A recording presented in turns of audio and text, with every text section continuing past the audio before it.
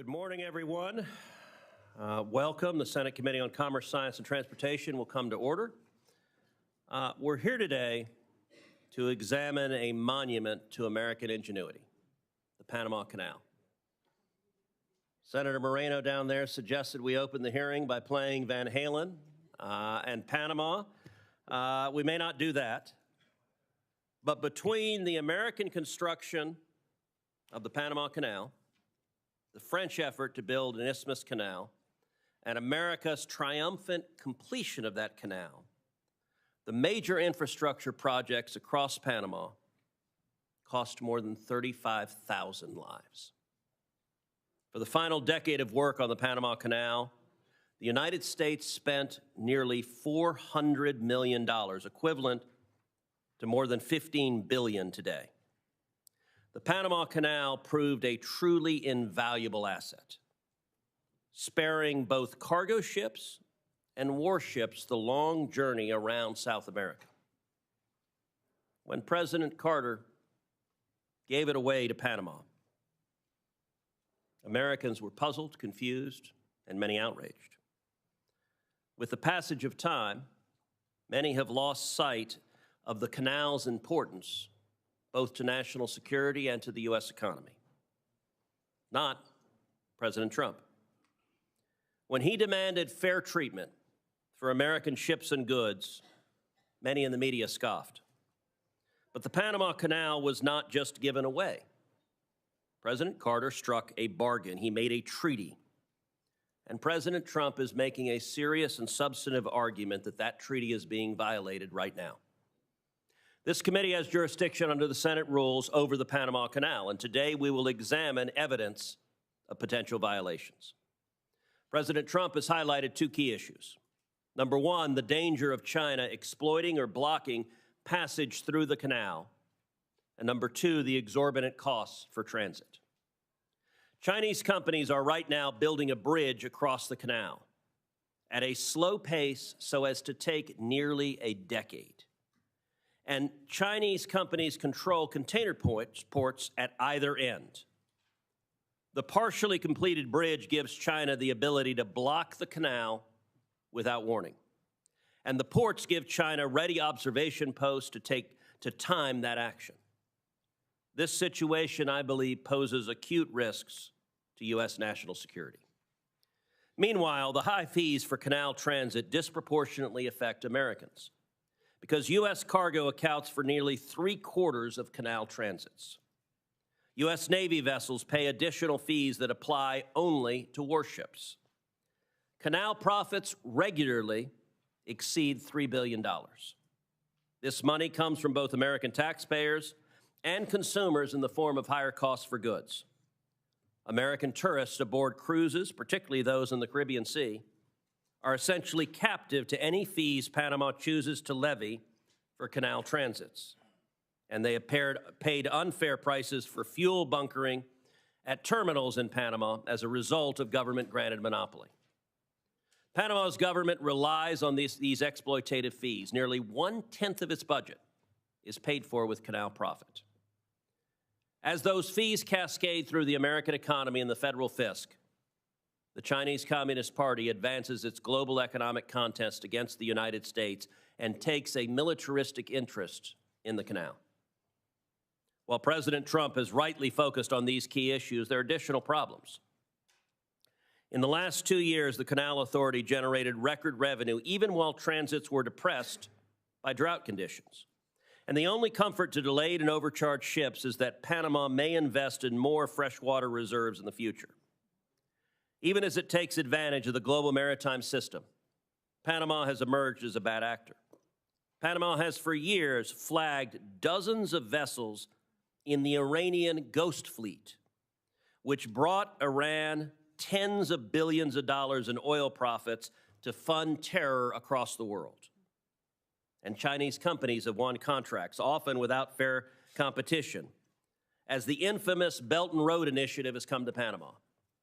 China often engages in debt trap diplomacy to enable economic and political coercion. In Panama, it also seems to have exploited simple corruption.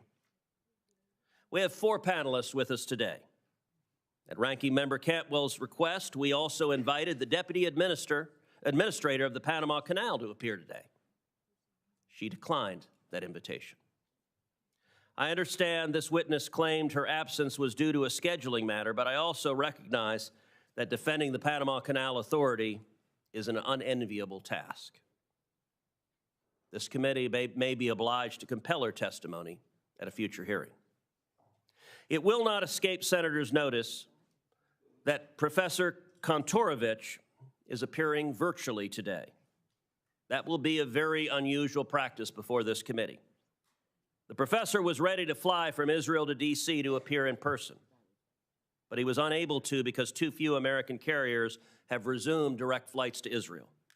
While European airliners are willing to fly to Israel, service to America has been prohibitively long and expensive. Israel is America's closest ally in the Middle East, and U.S. carriers are refusing to fly there. Late last week, Delta Airlines announced it would finally restart direct flights to Tel Aviv in April. And I very much hope that United Airlines and American Airlines will very quickly follow suit and resume direct flights to Israel. Turning back to the topic at hand, I'm grateful to President Trump for raising public awareness about the state of the Panama Canal and the threats to American interests. We cannot afford to let American shippers be extorted. We cannot turn a blind eye if Panama exploits an asset of vital commercial and military importance, and we cannot stay idle while China is on the march in our hemisphere. I expect and hope the testimony today to enlighten on all of those issues. I will now turn to Ranking Member Cantwell for her opening statement. Thank you, Mr. Chairman, and thank you for having this important hearing and the witnesses that are here today and virtually. Access to the Panama Canal is essential. Maintaining America's supply chains, lowering inflation costs on consumers and goods, and ensuring our national security. With about 72% of the goods transiting the canal coming to or from U.S. markets, a stable waterway is vital for states like mine, where 1 in 4 jobs are related directly or indirectly to trade. Seattle-based SSA Marine, operated in the Manzillo International Terminal in Cologne, Panama for the last 30 years, is our largest U.S. logistics presence in Panama, with 19 massive cranes, 3.5 million cargo containers, and employing over 1,000 people. In fact, Washington's maritime economy supports 170,000 jobs and $45 billion in revenue, and our U.S. maritime economy supports over 21 million jobs and almost $3 trillion in America's GDP. So anything that our committee can do to help grow our maritime economy, I'm all for. That is why it's so important that the committee not just focus on Panama, but the broader solutions to meet our U.S. maritime opportunities and challenges. This committee passed the Ocean Shipping Reform Act, led by our colleagues, Senator Klobuchar and Senator Thune, to address shipping costs and stop carriers from practices that delayed U.S. cargo or increased costs. This law also gave the FMC, our 2 commissioners that are here today, the ability to do better investigation. So I look forward to hearing about their investigation on the Panama Canal and these cost issues. And many members of this committee have worked on the infrastructure bill to do dock replacements in places like Alaska, rail improvements, pier infrastructure, safety improvements, container yard expansion, and I know that my colleagues who represent these maritime investments need a maritime workforce and continued investment. Many of our colleagues, Mr. Chairman, have great ideas. Senator Kelly and Young from the Senate, Representatives Garamendi and Kelly from the House, and they've been working with maritime stakeholders on these larger bills. But Mr. Chairman, if this committee doesn't embrace this larger agenda, it's going to get decided in the Finance Committee. So I hope that we can get some of these issues and show that this committee is the committee for maritime jurisdiction. A bill that provides a comprehensive strategy to rebuild America's supply chain supremacy, sea-left capacity that we need to defend our interests in the South China Sea and the Indo-Pacific region, and to revitalize our nation's ports and shipbuilding capacity. A revitalized U.S. maritime strategy would not only be good for our economy, but critical for national security. At the same time, we face cyber threats from our foreign adversaries, and Panama is a perfect example, which brings us to the hearing today. I am concerned about Chinese-owned ports in Panama and their proximity to the canal.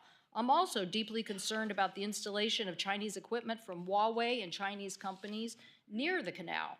This is why this committee successfully worked to get $3 billion in rip and replace at the end of last Congress. So if we're trying to get them out of U.S. ports and areas, we shouldn't certainly allow them in vessels and back doors in places like Panama. Mr. Chairman, I'd like to ask unanimous consent to enter into the record a letter from the two most recent U.S. ambassadors to Panama who make the case for continued U.S. investment in infrastructure and cybersecurity. Without objection. These ambassadors, thank you, Mr. Chairman, these ambassadors know better than anyone that America's adversaries have built backdoors into communication technology, software, supply chains, both software and hardware. So whether it's a crane over the port or a bridge, we cannot tolerate Huawei, TikTok, artificial intelligence, or other adversaries using a government backdoor. Mr. Chairman, I'm a very big fan of the five biggest technology interests in basic democracies forming a technology NATO. We should be saying to the world, nobody should be buying technology or equipment that has a government backdoor. These are complex issues, and we need solutions. I will be requesting that the Department of Defense provide a classified briefing to all members of our committee about foreign adversary threats to the Panama Canal, including these adjacent areas. I received an initial classified briefing from the U.S. Southern Command and have spoken to former U.S. Southern Command leader, General Laura Richardson, on these issues. I also plan to go as a delegation or by myself to Panama and visit the Panama Canal Authority. I invite other members to do so, hopefully this spring. Any successful strategy also has to not just focus on cybersecurity and cooperation, and we'll ask some of our witnesses here today, but the larger issue is we need to understand what are the shortfalls of the current agreement that doesn't get at this upgraded technology concern. I would hope that Panama would be very cooperative in discussing these cybersecurity investments and what needs to be made. As we all know, the Panama Canal is, as an authority, independent, and the Chinese government don't start the shipping rates, but the authority has been grappling with historic rainfalls, climate change, and the solution, I believe, is for us to work together, as the Army Corps did before, on solutions in making sure that instability in water is not the cause of increase in rates. We need to work on these solutions. But, Mr. Chairman, I also believe that the larger issue here, as you mentioned in your statement about Belt and Road initiatives by the Chinese and their expansion, needs to be met with an aggressive response by the United States. I firmly believe in trade. But again, easy for me to say, or maybe for Texas, when you're coming from a very trade-dependent state. But the issue is we didn't have an ambassador there for 5 years in Panama. For all my colleagues who hold up ambassadors, you should rethink your strategies when you do this, because holding up ambassadors and not dealing with these issues put us behind the 8 ball. Expanding exports to 95% of the world's consumers and roughly 3.5 billion people, I believe, is a good idea. I hope we can have a more aggressive strategy in Latin America. I think the proposals by Senator Cassidy and Bennett, the Americas Act, is an also like-minded thing of Latin American countries that we could join together in sort of a U.S., Mexico, Canada free trade agreement.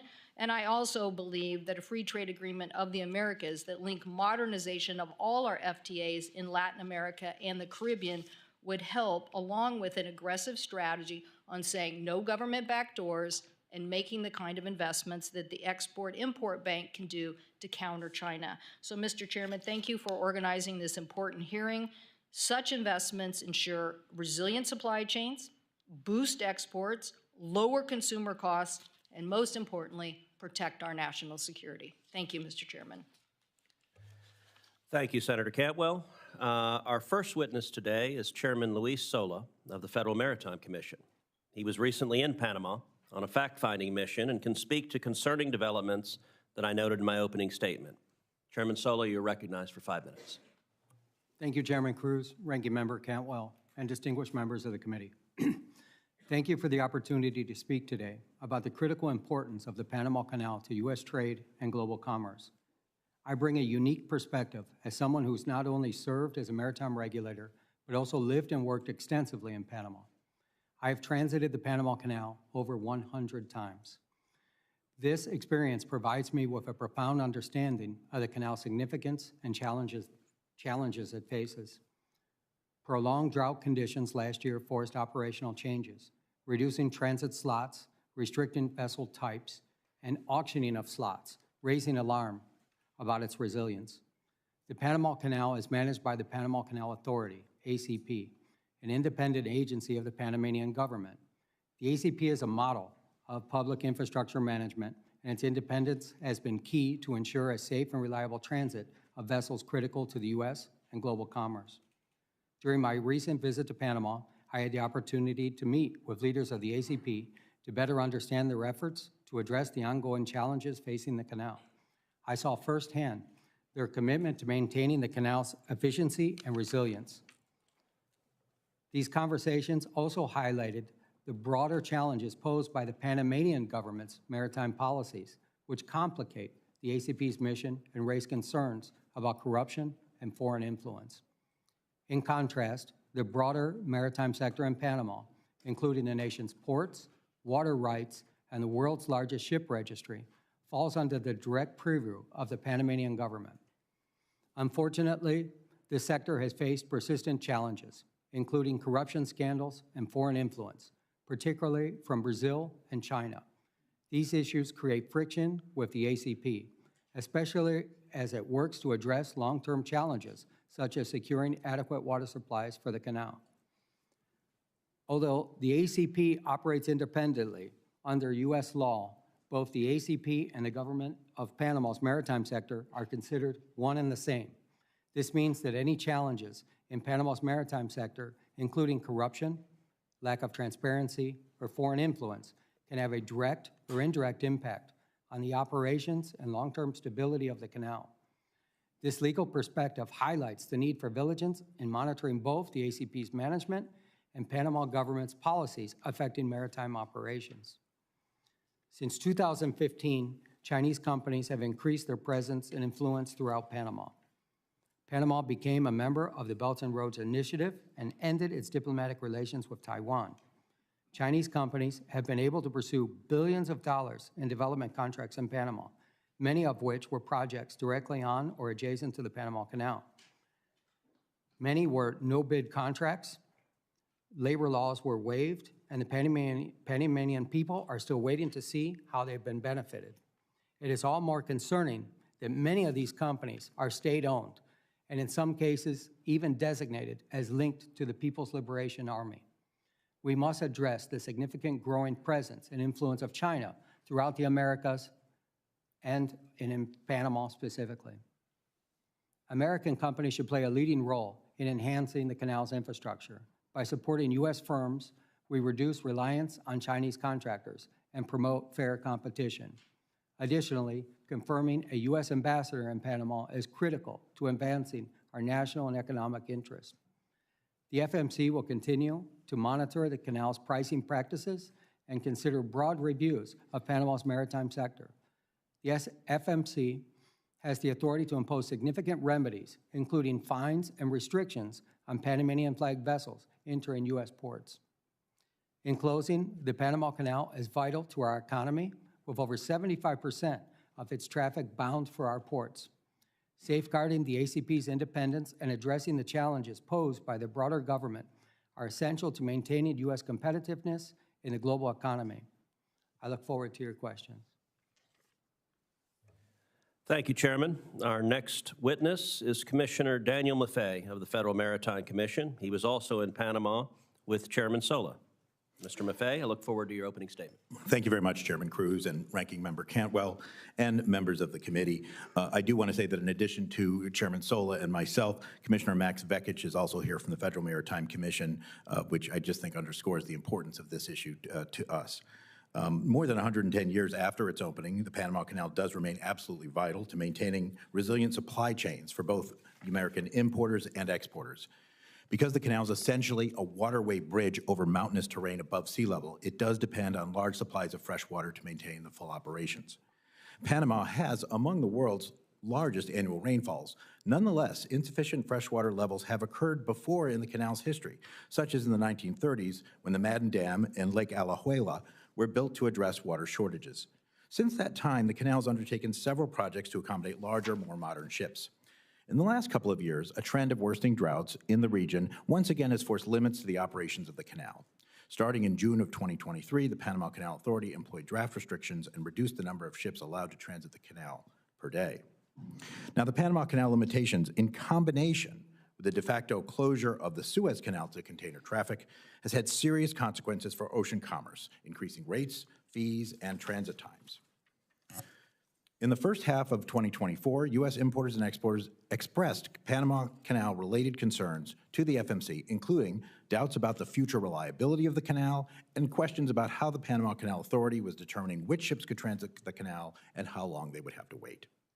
The FMC has statutory authority under the laws concerning foreign shipping practices to investigate and potentially take appropriate counteraction if it finds that a foreign country, through its laws or regulations, has contributed to, quote, conditions unfavorable to shipping in the foreign trade, unquote. Given the statutory mandate and consistent with FMC's mission, I and then Commissioner Sola started to look deeper into the causes of the issues facing the canal. The first step was to meet with Panamanian officials and other stakeholders, as the chairman has pointed out, about the conditions adversely affecting the canal's operations, about what was being done to address these concerns, and about whether any aspect of the canal's operations might result in conditions unfavorable to U.S. shipping that should be addressed under the Commission's authority. So we traveled to Panama, actually it was in July of 2024, and we met with then recently elected President Jose Molino and officials in his administration. We also met with the Panama Canal Authority, as well as private sector stakeholders. We had very candid discussions on key issues such as Panama's plans to ameliorate the water level challenges, the bidding processes used to allocate transits during times of restrictions, and our concern the Canal Authority was bringing in far more revenue during the crisis than it had before limits were forced by water shortages. Both the government of Panama and the Canal Authority did answer our questions very substantively. The Canal Authority informed us they were already making changes to that allocation system. Now, fortunately, Panama's 2024 rainy season has for now alleviated the most acute water supply issues at the canal, and normal transit volumes have been restored. That said, while the Panamanian government and Canal Authority have, with the advice of the U.S. Army Corps of Engineers, developed credible plans to mitigate future water shortages, they also warned that it is likely that at least one more period of reduced transits will occur before these plans can be fully implemented. Now, since our meetings, the FMC has continued to monitor Panama's progress in this front and examined other policy changes announced by the Canal Authority. I do have continuing concerns, particularly about the auction-like slot allocation procedures, not so much as they are applied right now because transits are not being rationed, but when another low rainfall period occurs.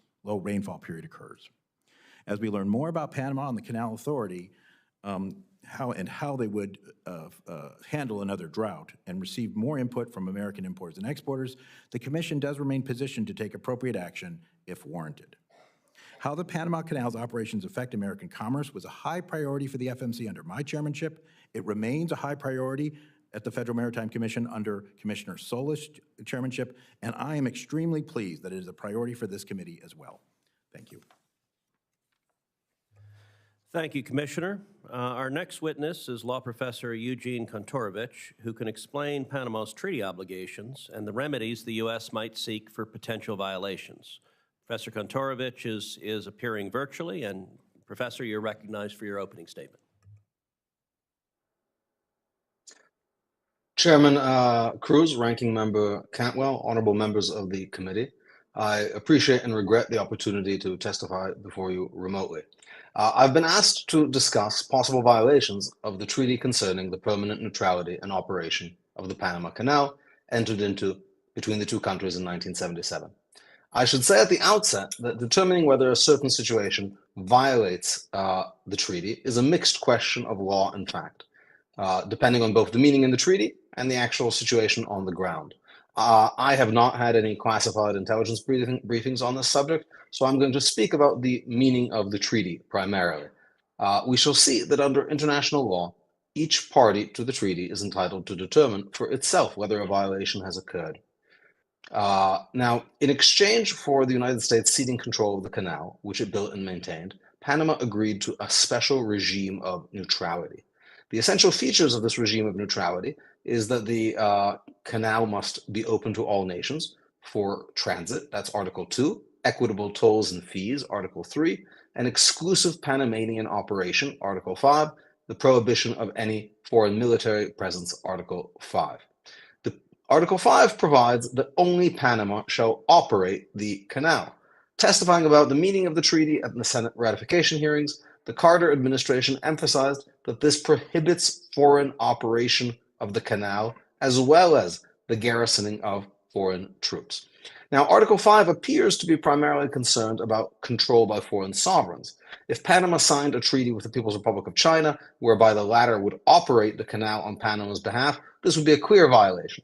But what if Panama contracted for port operations with a Chinese state firm, or even a private firm influenced or controlled in part by the Chinese government? The Suez Canal Company was itself, before being nationalized, a private firm in which the United Kingdom was only a controlling shareholder. Yet this was understood to represent British control over the canal. In other words, a company need not be owned by the government to be in part controlled by the government. So the real question is the degree of de jure or de facto control over a foreign sovereign company, and scenarios range from government companies in an authoritarian regime, completely controlled, to purely private firms in an open society like the United States, but there's many possible situations in the middle. The treaty is silent on the question of how much control is too much, and as we'll see, this is one of the many questions committed to the judgment and discretion of each party. Now, turning to foreign security forces. The presence of third country troops would manifestly violate Article 5, but this does not mean that anything short of a People's Liberation Army base flying a red flag is permissible. The presence of foreign security forces could violate the regime of neutrality, even if they're not represented in organized and open military formations. Modern warfare has seen belligerent powers seek to evade international legal limitations by disguising their actions in civilian garb. From Russia's notorious little green men to Hamas terrorists hiding in hospitals or disguised as journalists, bad actors seek to exploit the fact that international treaties focus on sovereign actors. Many of China's man-made islands in the South China Sea began as civilian projects before being suddenly militarized. Indeed, this issue was discussed in the Senate ratification hearings over the treaty. Dean Rusk said informal forces would be prohibited under the treaty. Thus, the ostensible civilian character of the Chinese presence around the canal does not in itself mean that it could not represent a violation of the treaty if, for example, these companies and their employees involved Chinese covert agents or other agents of the Chinese security forces. So this leads us to the final question: who determines whether neutrality is being threatened or compromised? Unlike many other treaties that provide for third-party dispute resolution, the neutrality treaty has no such provision. Instead, the treaty makes clear that each party determines for itself the existence of a violation. Article 4 provides that each party is separately authorized to maintain the regime of neutrality, making it a separate obligation of each party. The Senate's understanding accompanying to ratification also make clear that Article 5 allows each party to take, quote, unilateral action. Senator Jacob Javits, at the markup hearing, said that while the word unilateral is abrasive, we can, quote, decide that the regime of neutrality is being threatened and then act with whatever means are necessary to keep the canal neutral unilaterally. I look forward to your questions.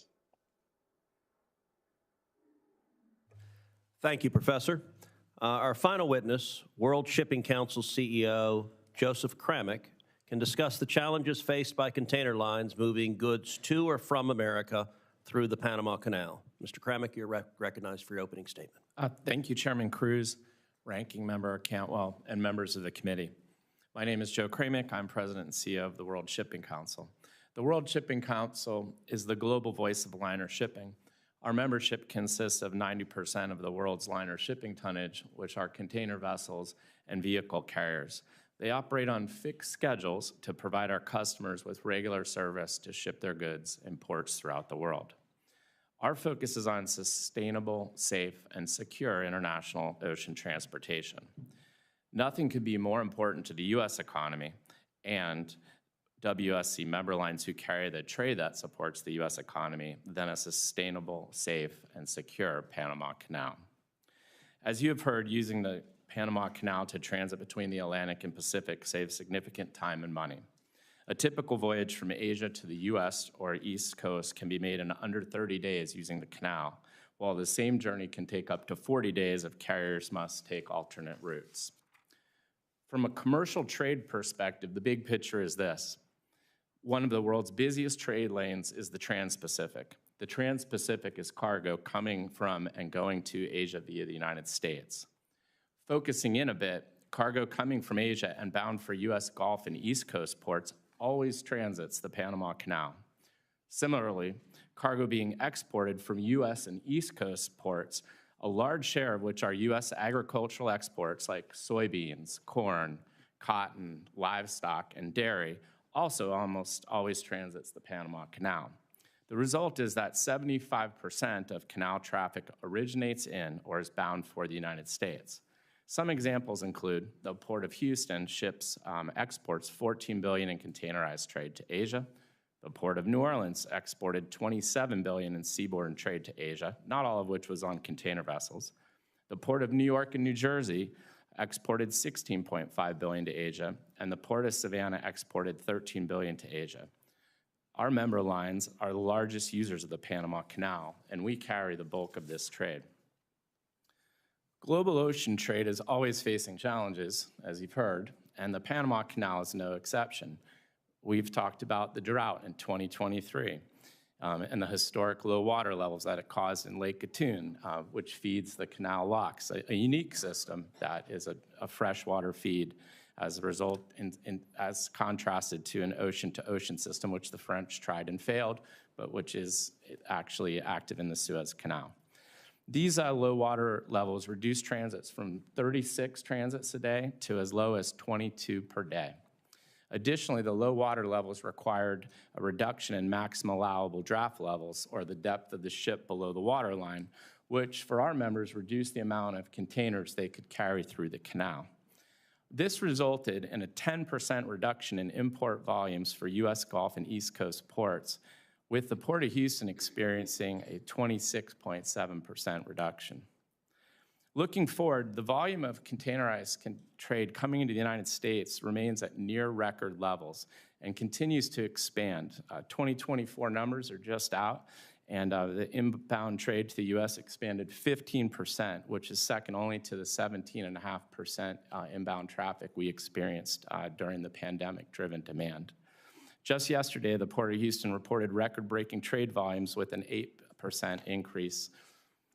More broadly, WSC member lines have transported $1 trillion in goods to and from U.S. ports, which represents 64% of all seaborne trade, contributed $2 trillion in economic output to the United States, supported 6.4 million U.S. jobs, and over $442 billion in wages and salaries. These goods are the clothes on your back, the shoes on your feet, and the phones likely in your hands or on your dais. WSC members look forward to working with the committee on maintaining the sustainability, safety, and security of the Panama Canal. It's a vital ocean artery critical to U.S. trade. The record volume of cargo that our members continue to carry, it demonstrates our commitment. We appreciate the committee's continuing support, commitment to the liner shipping industry, the U.S. maritime industry, and I look forward to answering your questions. Thank you. Thank you very much. We'll now move to questioning. I want to start, Chairman Sola, Commissioner Maffei. Are you aware of allegations from some vessel operators of disparate treatment, such as sweetheart deals or favorable rebates by Panama for canal transits? Thank you for the question, Mr. Chairman. We have become aware through some complaints by cruise lines that said that they were not getting a refund of their canal tolls.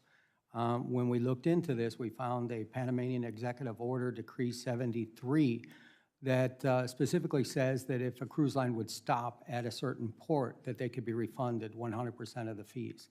And as far as I know, that's the only instance where that exists. Yep, we continue to look into it, but the cruise ships is the one area where we have found something that would fit that bill, I think, Chairman. Some press coverage says the Panama Canal is nominally independent, even though it provides a large share of the Panamanian government's revenue. Chairman Sola, briefly, can you describe how the FMC views the Canal Authority and the Panamanian government? Are they distinct entities or a single foreign government apparatus that controls the Panama Canal? Mr. Chairman, our law is clear. It comes from the Merchant Marine Act of 1920 that there's only one entity. And in addition to that, our predecessor at the Federal Maritime Commission was the U.S. Shipping Board, was formed in 1916 in direct result of the Panama Canal. The very first chairman of that was George Washington Goethals, which was the very first administrator of the canal. So we look at it as one entity. Yeah, I might just add, Mr. Chairman. Sure. It's sort of like the Georgia Ports Authority and the state of Georgia. The Georgia Ports Authority is clearly independent. It can do its own bonds. It's got independent governance. But ultimately, Georgia is responsible for it, the state of Georgia. Right. So Panama was the very first Latin American country to join China's Belt and Road Initiative. And right now, China is building a fourth bridge across the Panama Canal for car traffic and light rail. Chairman Sola, why should Chinese construction of a bridge near Panama City concern the United States? Mr. Chairman, we all saw the tragedy that happened here in the Francis Scott Key Bridge incident and the devastation that had happened to Baltimore. We also saw recently what happened in the Suez Canal, where we had a ship get stuck in there. It's not only the construction of the bridge, but it's a removal of a bridge, as I understand it, called the Bridge of the Americas. It was built in 1961, and that would paralyze cargo traffic in and out of the canal. Panama also recently renewed the concessions for 2 container ports to a Chinese company, Hutchison Ports PPC. Of course, Chinese companies are controlled by the Communist Party. How does China use control of those ports for economic gain? Mr. Chairman, I am a regulator, a competition regulator, and the Chinese ports that you're referring to, let me put them into scope. The one on the Pacific, the Port of Balboa, is roughly the same size as the Port of Houston. They do about 4 million containers a year. They have about 28 gantry cranes. The one on the Atlantic is the same as my hometown of Miami. They do about 1 million containers. So where Roger Gunther in the Port of Houston generates about $1 billion a year, and Heidi Webb in Miami does about 200 million, the Panama Ports Company paid zero for 20 years on that concession. So it's really hard to compete against zero. So I think that's our concern, our economic concern that we would have. Commissioner Maffei, anything to add on that? Yeah, I mean, I do too also think it is important. I would point out that you don't have to stop at either port. It's not like these 2 ports control the entrance to the canal. That is the Canal Authority that does control that. However, I think it's of concern. I would also point out that the Panamanian government thinks it's of concern too, because they're conducting their own audit of those particular deals. But we remain very interested as well. So, Professor Kontorovich, I want to turn to the treaty. So President Trump has made important arguments, both that Chinese control over canal infrastructure and exorbitant fees charged for canal transits are violations of the Neutrality Treaty. I want to highlight 3 specific provisions that you mentioned in your opening statement. Article 4 of the Neutrality Treaty requires both the United States and Panama to establish and maintain, quote, a regime of neutrality. Article 5 limits any foreign control by providing, quote, only the Republic of Panama shall operate the canal and maintain military forces, defense sites, and military installations within its national territory. And finally, Article 3(1)(c) requires that, quote, tolls and other charges be just, reasonable, equitable, and consistent with the principles of international law. In your opinion, as an expert in international law, could the facts discussed here be considered violations of the Neutrality Treaty in force right now between the United States and Panama?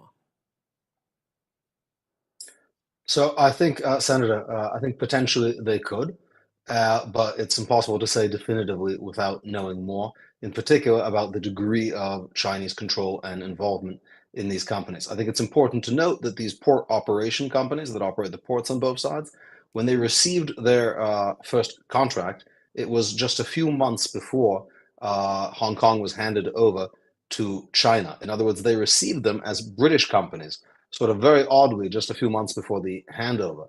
Now, of course, since then, Hong Kong has been incorporated into China, has been placed under a special national security regime, and the independence of those companies has been greatly abridged. To say nothing of state-owned companies involved elsewhere in the canal area, which raise significantly greater questions. Additionally, I should point out that the understandings between President Carter and Panamanian leader Herrera, which were attached to the treaty and form part of the treaty, provide that the United States can, quote, defend the canal against any threat to the regime of neutrality. And I understand that as providing some degree of preemptive authority to intervene. One need not wait until the canal is actually closed by some act of sabotage or aggression, which, as we heard from the testimony, would be devastating to the United States. But there is some incipient ability to address potential violations.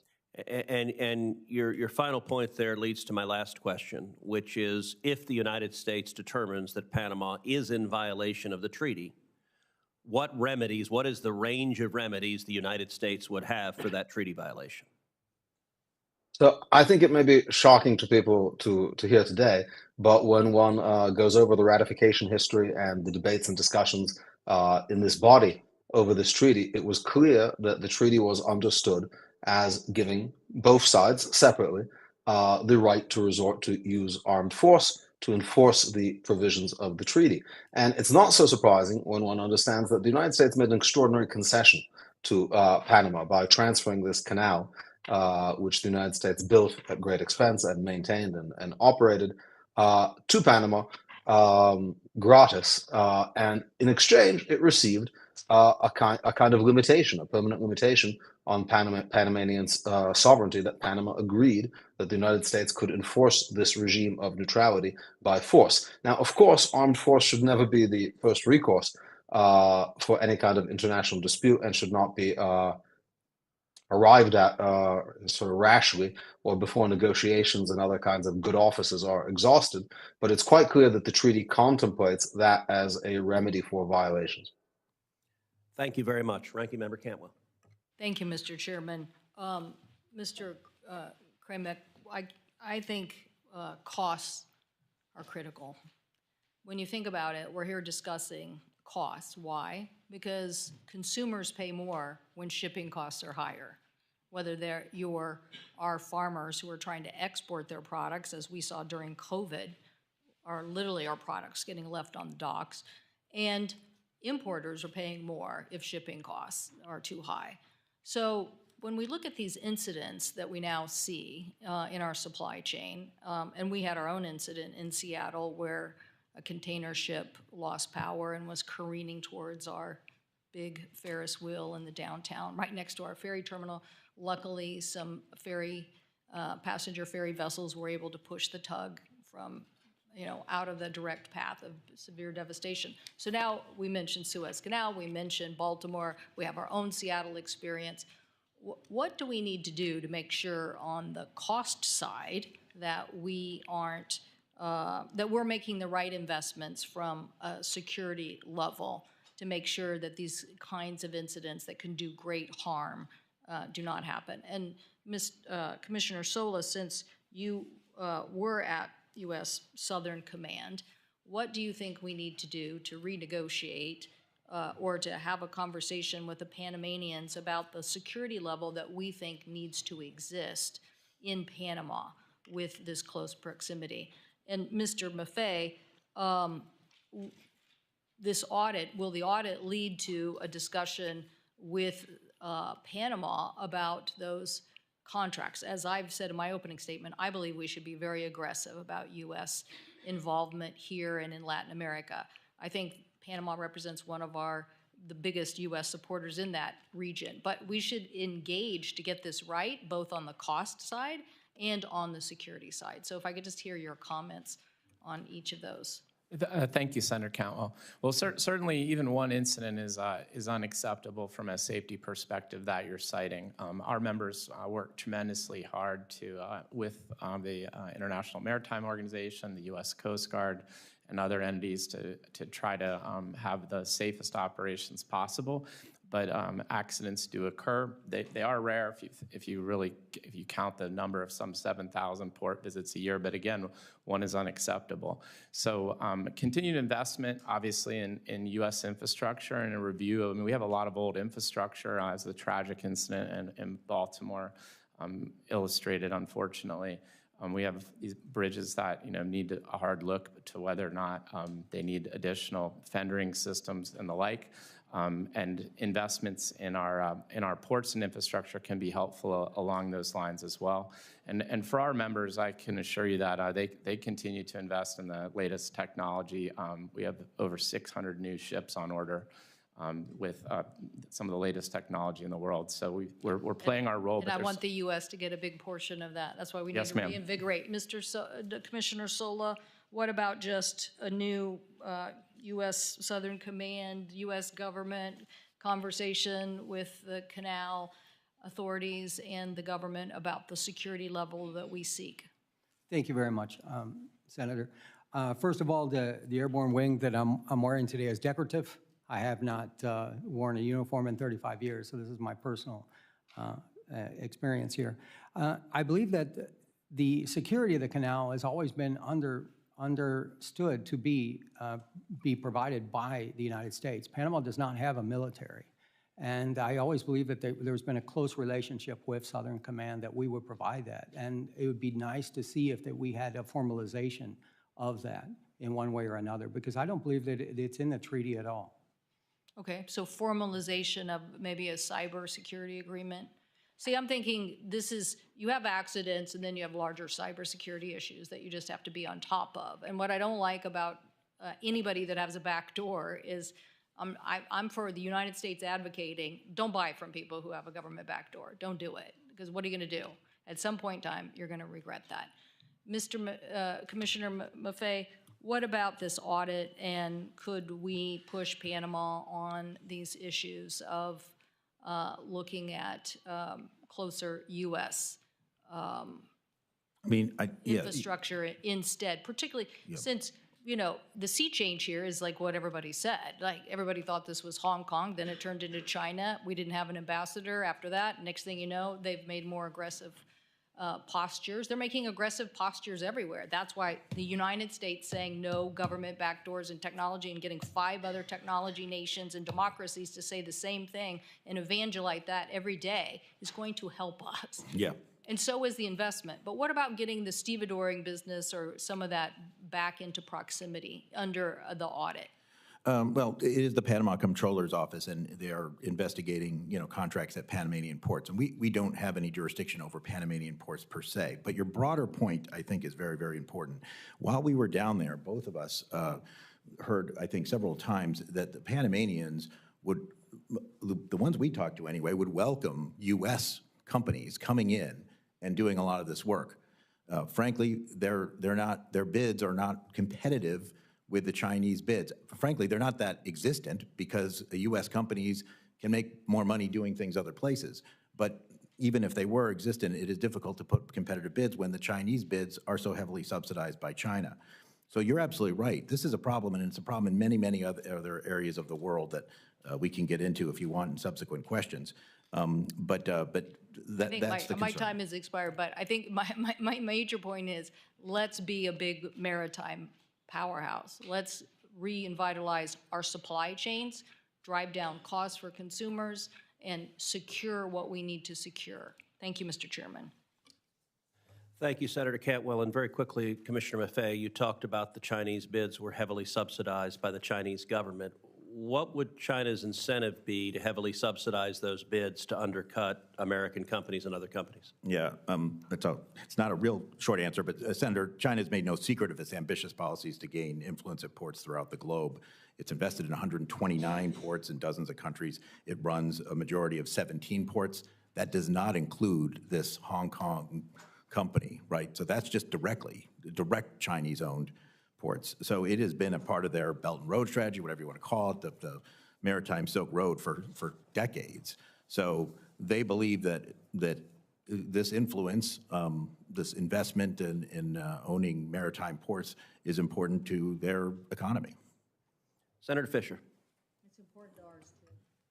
Thank you, Mr. Chairman. I'd like to follow up on the ports and where we are on that. In 2021, Hutchinson was awarded those two ports, Port Balboa and Port Cristobal, in a no-bid award process. Can you tell me, does the United States have any authority or recourse with the Panama Canal Authority under our current agreement with Panama to rebid those terminal concession contracts? And perhaps, Mr. Kontorovich, that's more in your purview? Senator, Yeah, so, Senator Please. Fisher, both of those ports were redone for 25 years until 2047, if I believe, and they have to pay $7 million is what the ongoing rate is for the Port of Houston and the Port of Miami size concessions. As And far, it can't be rebid until after that date? well, I believe that that's what the Comptroller's Office is auditing, both of those ports and that contract. And that was done under the previous Panamanian administration. A new administration came in and they called for an audit of that contract immediately. Mr. Maffei, but Yeah, you I should say were talking about how to perhaps incentivize companies from the United States to be able to participate in a bid process that doesn't seem to be reasonable. And how do you think that the Panamanians would welcome viable alternatives? Are we in that position yet? Senator, let me first say that this is outside the scope of what the Federal Maritime Commission does, but having gone there, having looked at this issue very carefully, I think it is very important. It was mentioned, actually, Senator Cantwell just mentioned Ex-Im Bank program, so it's not like this doesn't happen, but it certainly has not been a huge priority of the United States to try to, if you will, match these bids, to create programs widely available to U.S. firms in order to put together more competitive bids in these countries where some of their domestic laws, I'm not sure about Panama, but some of their domestic laws actually require that you go to the lowest bidder sometimes, just as ours do.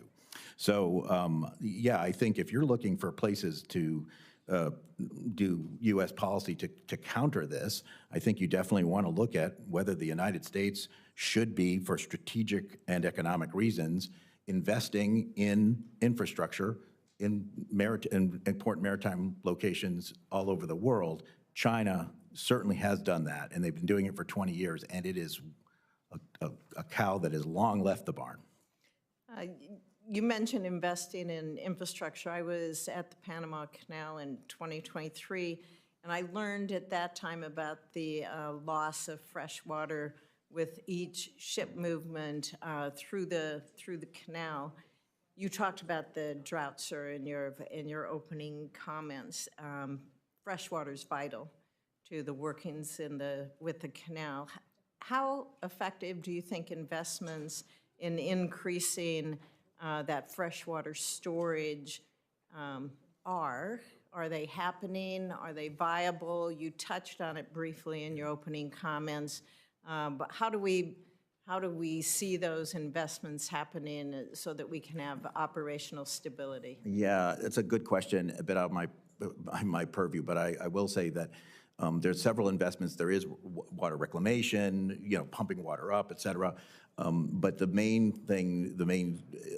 plan that the U.S. Army Corps of Engineers has helped the Panamanian Authority develop involves another basic expansion of bringing in even more water at an elevation that you could then use to continue the canal. Now, there's a lot of issues with implementing that, not the least of which being indigenous people in those areas. Not a huge number, but certainly towns and things, and negotiating that and all sorts of other issues, just as if it was in the United States, there would be issues. But it is viable. You can, in that part of the world, you can make more fresh water available to make the canal not have to be limited. However, it takes time, and there will at least be one more incidence of severe limitations before that occurs, unless we get really, really lucky. And there could be more than that. Thank you. Thank you, Mr. Chair. Thank you. Senator Blunt Rochester. Thank you, Chairman Cruz and Ranking Member Cantwell. At the heart of this hearing is a fundamental question about how the U.S. will compete on the world stage and maintain our national security. These are the questions that will define the future of this country. For American families to see lower prices and better economic opportunities, we have to meet this moment honestly and seriously. And I'm proud to have joined Senators Cantwell and Blackburn to reintroduce the bipartisan Promoting Resilient Supply Chains Act, legislation that I led and authored in the House. This bill ensures that we have a national strategy to address our broken supply chains, whether it is a bridge collapse, a major global conflict, or unions striking for their rights. Interruptions and disruptions to our supply chains severely impact our economy. Our bipartisan legislation tackles this issue by elevating supply chains like the disruptions at the Panama Canal to be proactive and strategic. It helps us understand how we strengthen our ties with our friends and allies instead of pushing them into the arms of our competitors. I agree with Ranking Member Cantwell that we should have a hearing on how we compete with countries like China. And I have grave concerns about China's global infrastructure investments and any cyber threats to the U.S. Addressing these are our national security interests. With that, I'd like to shift to my first line of questioning, and it is for you, Captain Kramik. It's no secret that the canal has had issues due to droughts, nor is increasingly frequent drought a new phenomenon. Do you believe the Panama Canal Authority did enough to anticipate the issues impacting the canal's operation? Senator Blunt Rochester, thanks for your question. They did the best, I guess, with the information that they had. I don't know that they anticipated a drought of that magnitude. I would say going forward, what Commissioner Maffei just discussed about the development of a second reservoir to feed into Lake Gatun, and the U.S. Army Corps of Engineers doing a feasibility review of that project, as well as some other projects that were mentioned, that seems to be a good path forward in terms of resiliency of the Panama Canal and making it a viable waterway for 2050 and beyond. I think part of the challenge is that it was recently started and time is of the essence. Did you think that the Canal Authority considered the obvious impacts from drought in its planning? Senator Blunt Rochester, I don't have that information on what they considered. It is clear that the Canal Authority knew that this would have an impact on shipping, and that enough hadn't been done to address it. Now that we're faced with this impact, what do you think the Canal Authority needs to do expeditiously to bring the canal back into full authority, full operation? So they are back to full operation, is my understanding. Traffic is flowing well. But looking forward, I think it is taking a hard look at some of these infrastructure projects to make the canal more viable, like I mentioned.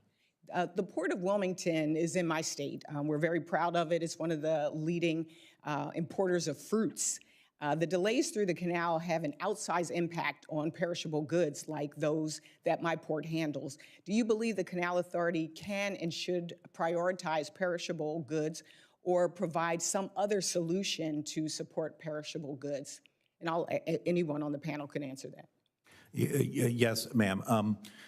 Let me address your question because I'm not sure it's my place to exactly answer it, but you're quite right. So one of the complaints that we've heard is from container shippers, that mostly exporters, that export goods, as you say, and many other commodities too, are sensitive either because of market conditions such as cotton or because of actual perishability of the product, such as what you mentioned. However, they're on container ships, and most of the cargo on the container ship is less time sensitive. In the bidding process that the Panamanian Canal Authority developed in order when they did have to ration these slots, it was a bidding process, and the highest bidder got the first slot, got the less of a delay. The challenge there is every kind of commodity and every kind of ship was bidding. So liquid natural gas, which is extraordinarily, all the cargo on that ship is both extraordinarily valuable, not that your agricultural commodities aren't valuable, but compared pound for pound to the LNG, and very, very, I mean, it's out, you know, you're losing volume every delay. So they would far outbid the container shippers. Now, whether or not there's something that can be done specifically to help these container, I'm not sure. We've been looking into that, but it does remain a large concern, is how do we figure out a way for these agricultural shippers who are, you know, not the main players on these ships, but part of it, important part of it, particularly for the United States. So you bring up a great question. I wish I had a better answer, but Thank you for your answer. I'll be submitting some questions for the record because I know my time has run out, and I really want to understand also what we can do as the United States in terms of us being able to bid and be competitive in these bids. What can we do better? So I'll be submitting questions for the record. Thank you, Mr. Chairman, and I yield back. Thank you. Senator Sullivan. Thank you, Mr. Chairman, for this important hearing, and I appreciate the witnesses. I have questions for now primarily focused on Chairman Sola and Professor Kontorovich. So let's just, the setting in which you testified, 2 Chinese companies operate the 2 huge ports on both ends of the Panama Canal, and the concession for these ports were extended in 2021 for a 25-year period without any bidding. Is that correct? Okay, so it was clearly a sweetheart deal, correct? According to the press releases, the company paid back taxes of $150 million. And the Panama Deputy Attorney General has now objected to that. That's my understanding. Is that correct? The comptroller of the country has asked for an audit of. But someone objected to it when it was going on. A lot of people objected to it. So Chinese Communist Party officials are known to bribe other officials in countries all around the world. We know that. They do it all the time. No offense to Panama, but they don't have the greatest reputation of having officials who aren't on the take. So is there any evidence that the Chinese bribed people for this great concession? And if so, Professor, would that be a violation of the treaty? Let's assume we find evidence that Chinese Communist Party officials bribed Panama officials for this sweetheart deal. Would that be and I think it's probably likely because the Chinese do this everywhere. Would that be a violation of this treaty? So in itself, that would not be a violation. What would be a violation is actual threats to the operation of the canal. Okay. However, to the extent that the Chinese government was involved in procuring these contracts, it provides sort of additional support for the notion that these companies are serving some kind of governmental interest. So it wouldn't be a violation itself, but it would be circumstantial evidence to support it. Let me get to the issue of threats. Let's assume the PRC, the PLA, invaded Taiwan or invaded the Philippines, or went to war somewhere in the South China Sea. And we were surging our Navy to the Indo-Pacific through the Panama Canal. Are the companies now on controlling both sides of the Panama Canal, the Chinese companies, subject to the PRC's national security laws that mandate cooperation with the military, with state intelligence agencies? Does anyone know that? Professor, they're subject all the time. They're subject to those laws all the time by virtue of being Hong Kong companies, and they face, of course, consequences for not complying with the wishes of the Chinese government. And one of the arguments wouldn't that be a violation of the treaty? And isn't that a huge risk to us right now that the Chinese? So that is a threat to the neutrality. if they invaded Taiwan, invaded the Philippines, they could go to these two companies saying, hey, shut it down, make it hard, sink a ship in the canal. And wouldn't they be obligated to do that under Chinese law if they were ordered to by the PLA or the CCP? I don't know if they'd be obligated, but certainly the People's Republic of China would have many tools of leverage and pressure on these companies. That's why the treaty specifically says that we can act not just to end actual obstructions to the canal. We don't have to wait until the canal is closed by hostile military action. That would be a suicide pact. That would be catastrophic for us. But rather that we can respond at the inchoate, incipient level to threats. And then this is up to the president to determine whether this is significantly robust to constitute So, an imminent Professor, threat. aren't we kind of walking up to the idea of a suicide pact because we got two big Chinese companies on both ends of the Panama Canal who, if there's a war in Indo-PACOM, Taiwan that involves us and China, these companies would be obligated to do the bidding of the Chinese Communist Party and PLA? I mean, aren't we kind of walking up to a very significant national security threat already? Yeah, certainly there's a threat, and I think what makes the action of the Chinese government so difficult to respond to, but important to respond to, is that they conceal this in sort of levels of gray, right, without direct control. Well, let me ask you on that topic. This is my last question, Professor. Let's assume that we find out, and again, it wouldn't be surprising, I think you can almost assume it, that these two companies have Chinese spies or military officials within the ranks of the employees of the companies. Let's assume we found that out. Somehow that becomes public. But I don't think it's a big assumption. It's probably true right now. So you have spies and military personnel within the ranks of these two companies that are controlling both ends of the Panama Canal. For you, Professor and Chairman Sola, wouldn't that be a blatant violation of Article 5 of the Neutrality Treaty, if that were true? Yeah. Which probably is true. Yes. What's your I answer, do think Professor? that it would be I do think it would be a clear violation. As Dean Rusk, former Secretary of State Dean Rusk said at the ratification hearings, informal forces can violate Article 5 as well as formal forces. And So Chairman clearly, Sola, do under you that agree with assumption, that? it would be a And violation. is there any evidence of Chinese spies or other nefarious Chinese actors embedded in these companies? Senator, we have no information of that. Okay. And that's not under the purview of the federal. But you agree that would be a violation of Article 5 of the Neutrality Treaty? I do. Thank you. Thank you, Mr. Chairman. Thank you. Senator Baldwin. Thank you. Commissioner Maffei, good to see you. Thank you for being here today.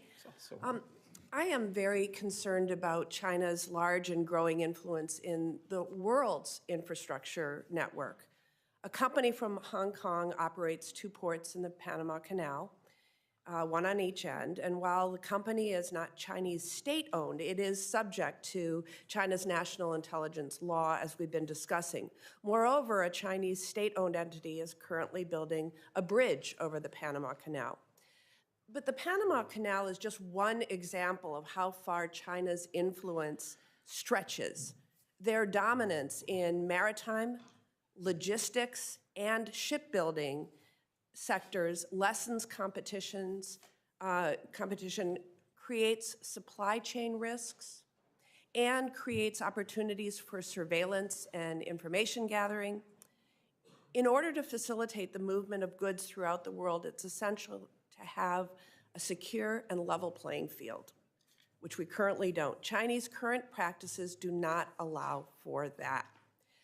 The United States Trade Representative recently investigated China's practices in the commercial shipbuilding sector under Section 301, and recently concluded that their dominance is a burden to United States commerce. A few decades back, we were the dominant country in commercial shipbuilding. In 2023, we built 5 commercial ships, and China built over 1,700, according to that according to that investigation. So what policies would you recommend to prioritize growth of the United States' influence in the maritime and logistics sector to compete with China and level the playing field? Answer in less than a minute. Yeah. Senator Baldwin, it's very good to see you again, and we were colleagues for one term in the House, and I appreciate that. I think the best I can answer in a short term is to amen to everything you said. And as an illustration, Senator Sullivan was talking about Hutchison Ports. That's actually the same company that runs terminals on both ends of the canal. I am concerned about that. However, if we want to be concerned about that, all of us should lose a lot more sleep than we're losing. Because if there's spies there, then there might be spies at other Hutchison ports. And there are other Hutchison ports in almost every part of the world. They own the largest container port in the United Kingdom, Felixstowe, which is responsible for nearly half of Britain's container trade. They control major maritime terminals in Argentina, Australia, the Bahamas, Germany, Indonesia, Mexico, Myanmar, the Netherlands, South Korea, and Tanzania.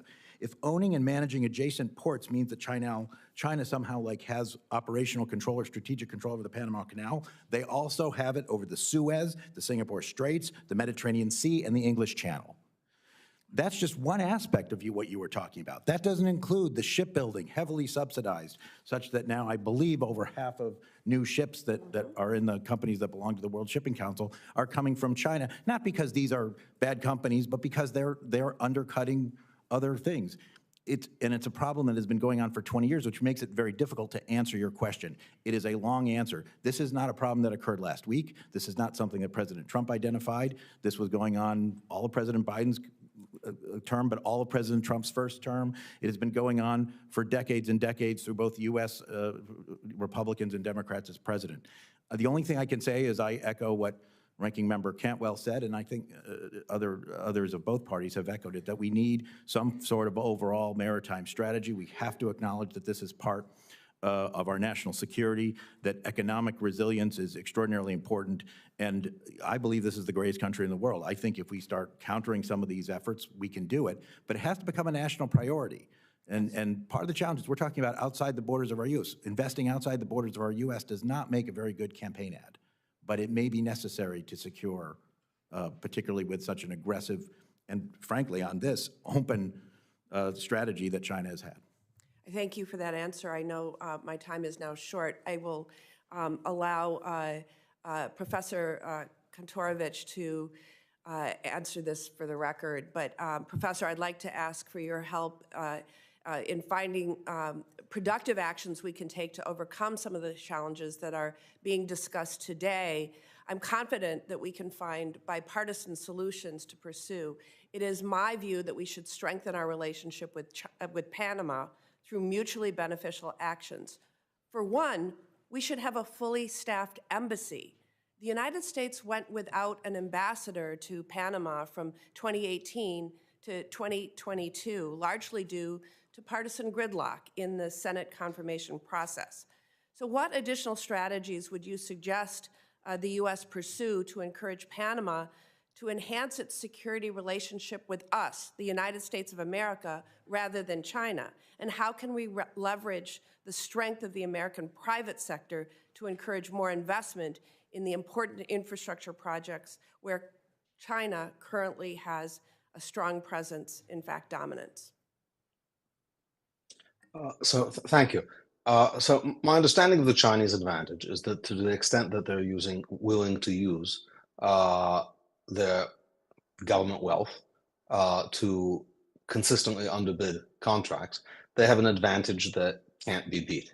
And thus leaving these kind of issues to contracting is going to put American companies perpetually at a disadvantage.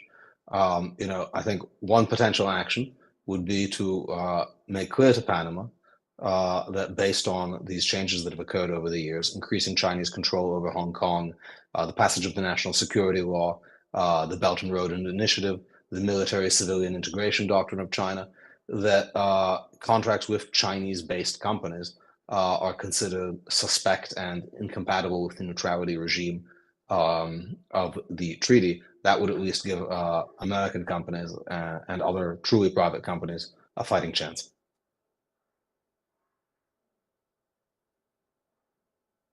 Thank you. Senator Blackburn. Thank you, Mr. Chairman. Yes or no, quickly for the three of you, just for the record, is the China investment into the Panama Canal a direct threat to U.S. national security? Yes or no? Mr. Sola, start with you down the panel. Thank you. I don't have that information as an industry trade association senator. Okay. All right. And we've talked some about the neutrality treaty, which I think is of concern to all of us. And as I have looked at this, and I appreciated Senator Sullivan's questioning on this, we look at how President Trump is going to push forward with getting this issue addressed. And we have heard a good bit about this from our shippers that are looking at what happens coming out of the port of Memphis. And I think that the government of Colombia learned a lesson last week that we are not going to go soft on some of these issues. And when you look at the fact that the U.S. is a primary user, it is the primary user of the Panama Canal.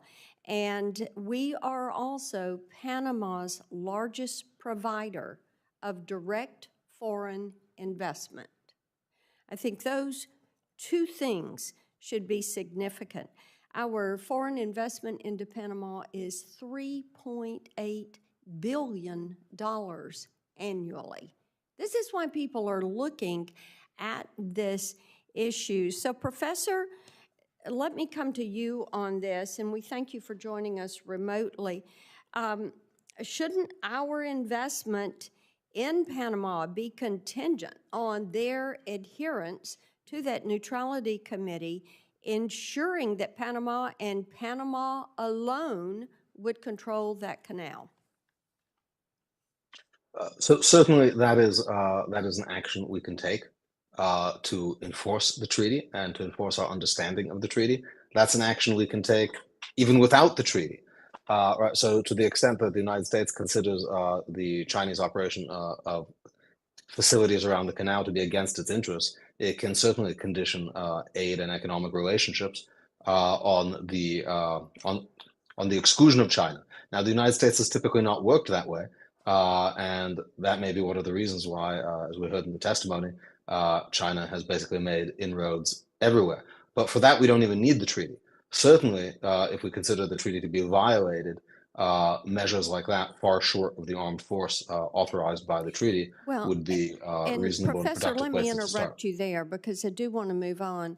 I think that as you look at how China has used the Belt and Road Initiative, and we've talked some about that this morning, we know that they have pushed the digital yuan. And I am concerned that given their control over much of that infrastructure around the canal, that they would attempt to force U.S. shippers or our allies to bypass the dollar and use the digital yuan as they are in other countries where they're practicing debt diplomacy and where they're expanding the Belt and Road Initiative. So, Chairman Sola, could you speak for a moment about the potential for fee manipulation with the CCP? Because, as I mentioned, we are hearing a good bit about that. We are hearing that the toll structure disadvantages U.S. companies, that the Canal Authority has begun charging millions of dollars to skip the queue, and these fees put many bulk shippers in an adverse position, and these bulk shippers have a huge impact on ports along the lower Mississippi River. And, you know, these exorbitant fees are there unless you're going to face delays at the canal. And then the impact of hearing these Chinese companies would preference the yuan as opposed to the dollar. Thank you, Senator. The fees that I think we are looking at, or we have been looked at, and the reason that we went there was because of the auctioning of the slots. And so what Panama did is they had a smaller percentage, maybe 20% allocation, and then they moved it up to 30% and 40% because it became a moneymaker for them. So as they reduced... Okay, and let me interject here. The auctioning of the slots gives these the right to skip the queue. Yes, ma'am. Okay, so just for the record there, continue. So the auctioning of the slot, under maritime law, it's first come, first served, but Panama's always put a certain percentage aside. And they started to put more and more. So we got a lot of complaints. We got a lot of complaints from LNG carriers that paid $4 million to go through. And we got a lot of complaints from agriculture that didn't have the money to pay to go through because their goods were gonna go down. So if you look at the financial statements, I'm a nerd, I look at financial statements of everybody. But the canal increased the amount of revenue that they had from about $500 million to $1.8 billion in the last 3 years, just because of those fees. So this is what is very concerned to us and for the American shippers. And have you seen a tendency to preference the digital yuan over the dollar? I've heard of the digital yuan, and I've also heard of it used in international shipping as a currency. It is something that I would say that we have an eye on because we have a digital shipping exchange rule coming up, but we will keep monitoring it. Okay, thank you, Mr. Chairman. Thank you. Senator Klobuchar. Thank you very much, Mr. Chairman. And I can't help but think as we debate this issue of the Panama Canal, while it is important, if you want to look at what's happening right now, as in the middle of the night last night when an executive order was issued by, well, not an executive order, just a memo by the acting budget director, which put a pause on all federal funding for not only NIH research of cancer trials and not only Head Start, and people are in a panic and calling our offices. It's also a severe problem for trade and America's innovation. Freezing all federal funding already granted to improve port and freight infrastructure through the Port Infrastructure Program seems to me a major problem we should be addressing if we're talking about America's shipping interests. But I will go to the topic at hand.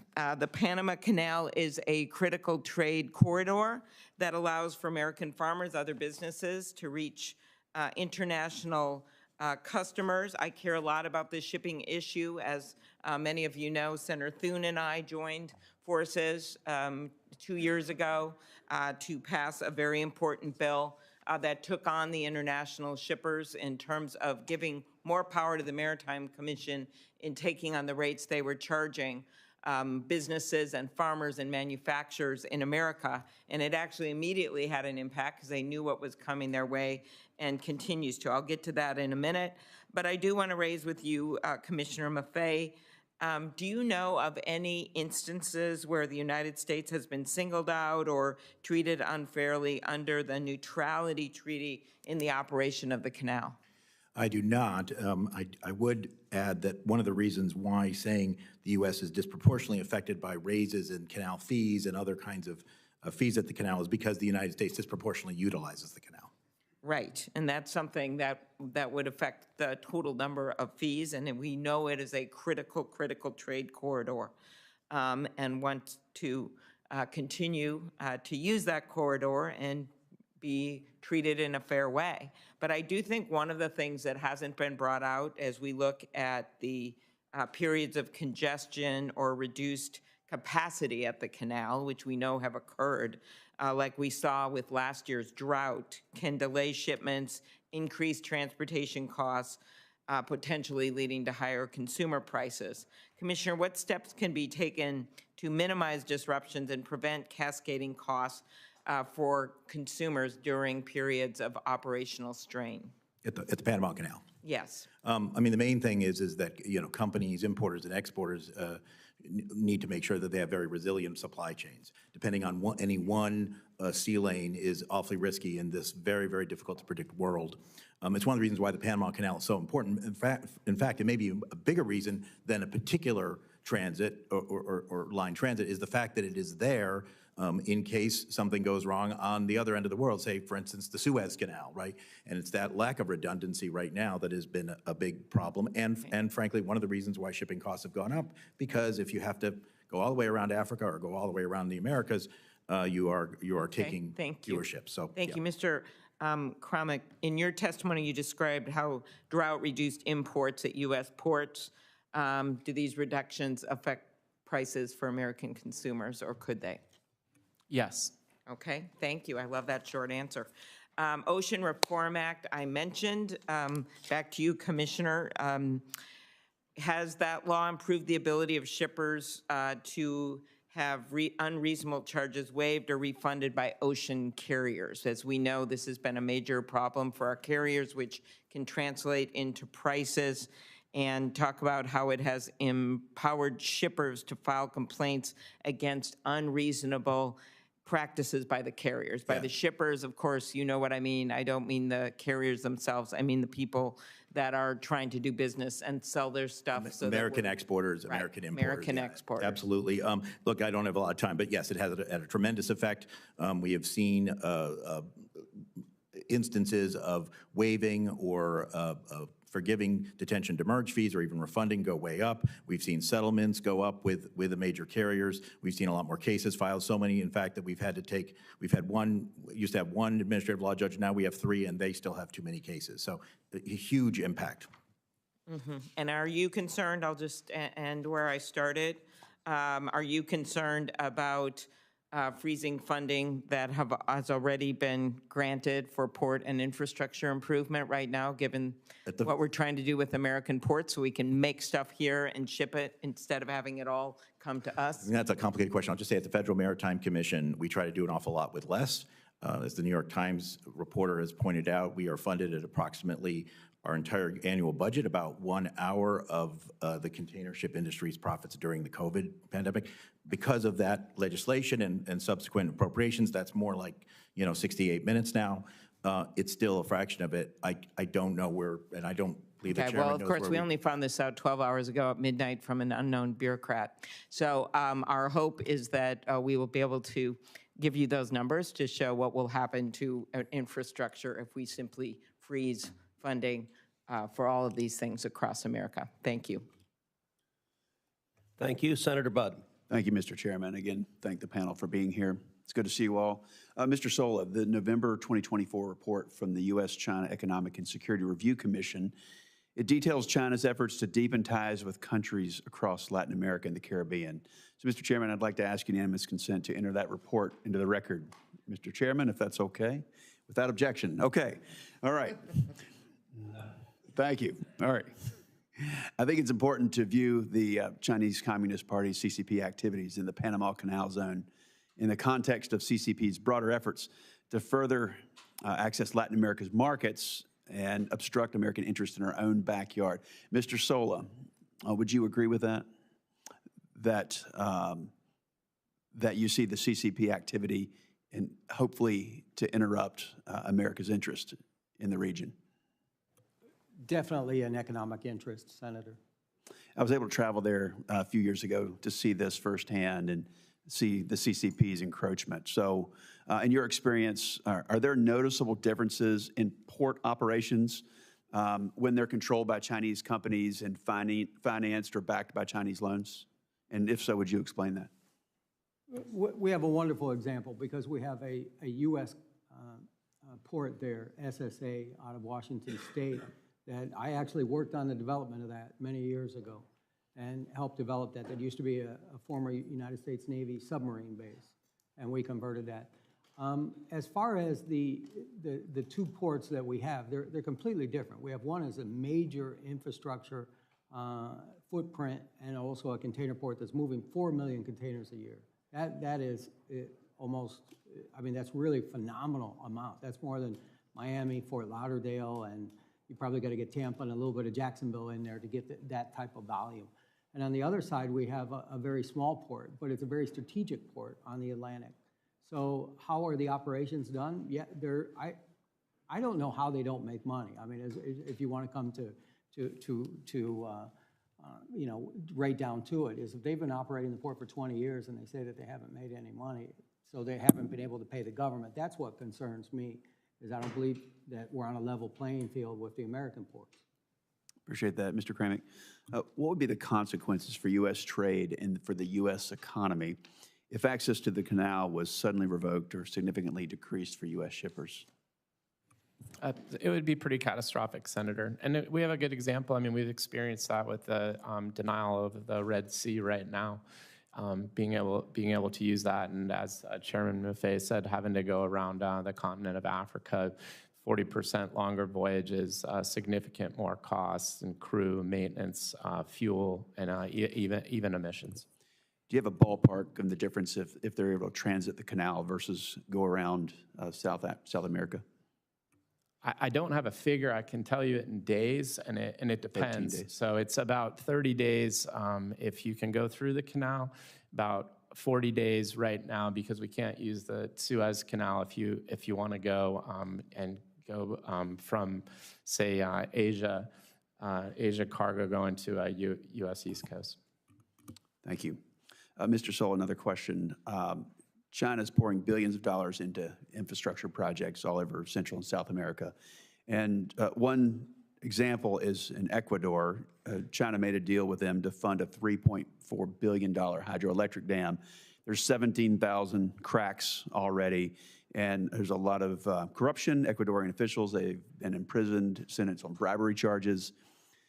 Using that as an example for the region, you know, the strategy of China is clear to just take, and this is in the words of an Ecuadorian minister, the strategy of China is clear that they want to take economic control of countries.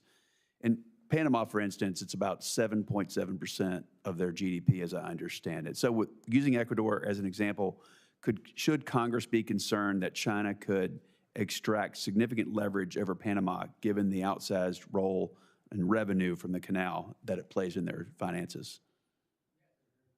If you turn your microphone. Yes, Senator, it very well could, and I believe that we are in a very fortunate position now with Secretary Rubio, who knows the area very well and also knows China. Thank you very much, Mr. Chairman. Senator, can I just say you should also look at the port of Chansay in Peru. It'll fit that pattern. Thank you very much. Of Chinese investment. Thank you. Thank you. Senator Kim.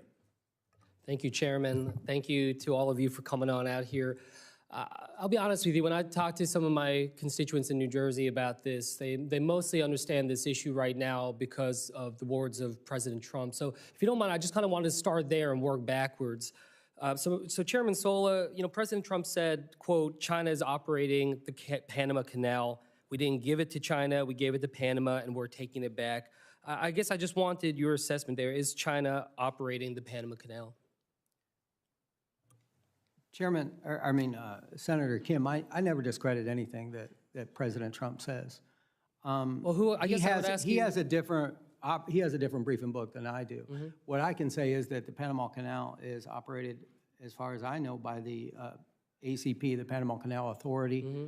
and they're very efficient at operating the canal on the throughput that they're able to do. So you're saying, from your knowledge, you don't know of reasoning to believe that China is operating the Panama Canal, from the knowledge that you have? From the knowledge that I have on whether the, Senator, what we have here is the Panama Canal Authority is the authority where people will pay into the Panama Canal. Mm-hmm. I think that if you will allow me to, if a company is able to operate both ports. Oh, I see what so you're talking about Hutchinson ports, right? Yes. So we're talking about what, Balboa and Cristobal ports, right? Right, and they're subsidized. They're subsidized. They're subsidized. I guess my question to you is, does Hutchinson Port actually control the locks of the canal? No. Does it control directly the entrance to the canal? Both ports are in operational control of the canal.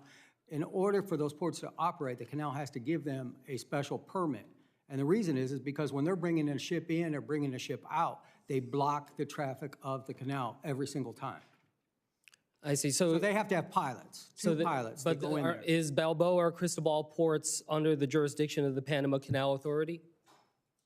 They've been given by the Panama government the concessions. However, they're in the operational range of the Panama Canal.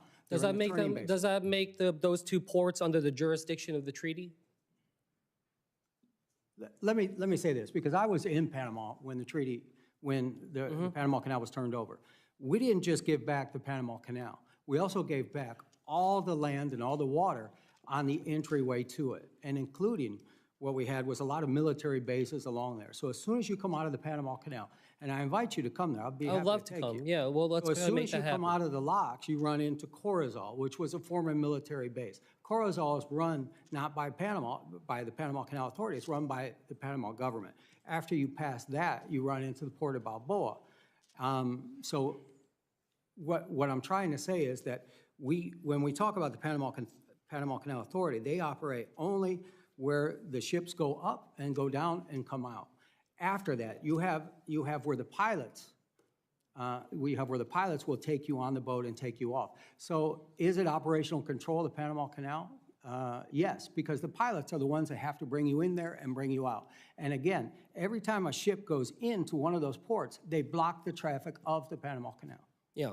Well, look, I guess I wanted to just ask you kind of directly then, what is your assessment of the Panama Canal's authority, in terms of their ability to administer the canal? I think the Panama Canal Authority and their independence, if you read my opening statement and my written statement, they've done a fantastic job. And Panama has been running the canal for 25 years. They've given $28 billion to the coffers of the government in those 25 years. In the 25 years that the two ports that we call two ports, they've contributed zero. So I don't understand why Panama would allow those two ports to operate and put into jeopardy what they have, the operations that they do have in the canal. I want to just end here on this, because I thought you had a really poignant point in your written testimony where you said, we must protect the independence of the Panama Canal Authority. Any efforts by other interests in Panama to diminish the independence or professionalism of the authority must be stopped. And I would just venture to say, as we talk about this as a committee, as a government, that we should try to follow those same words as well. We try to have nuance and precision with the words that we use. Otherwise, it very much looks like some of what we talk about is going to be perceived as undermining the Panama Canal Authority. And you said that you warned that would be something that would actually boost up China's capacity in the region. So I just ask, as we deal with this going forward, that we be precise about it and try to make sure we're talking about exactly what we're addressing. And specifically what I was talking about is the board of directors of the Panama Canal. I mean, are some of the board of directors on the board of directors of the ports that we have in question? So when you look at the annual report of those two ports, they have a hidden, or not a hidden, it basically says that they have local partners that are not identified. So I believe that if we had those identified, we would know more. Yeah, and more precision there. Thank you so much. I yield back, Mr. Chair. Thank you. Senator Schmidt. Thank you, Mr. Chairman. I want the committee to just imagine that Taiwan is under siege. The CCP, determined to crush Taiwan's resistance and prevent a U.S. response, activates a multi-pronged strategy, leveraging its control over global ports and shipping infrastructure. At the Panama Canal, one of America's most vital trade arteries, handling 40% of U.S. container traffic, Chinese-controlled ports at both ends suddenly close.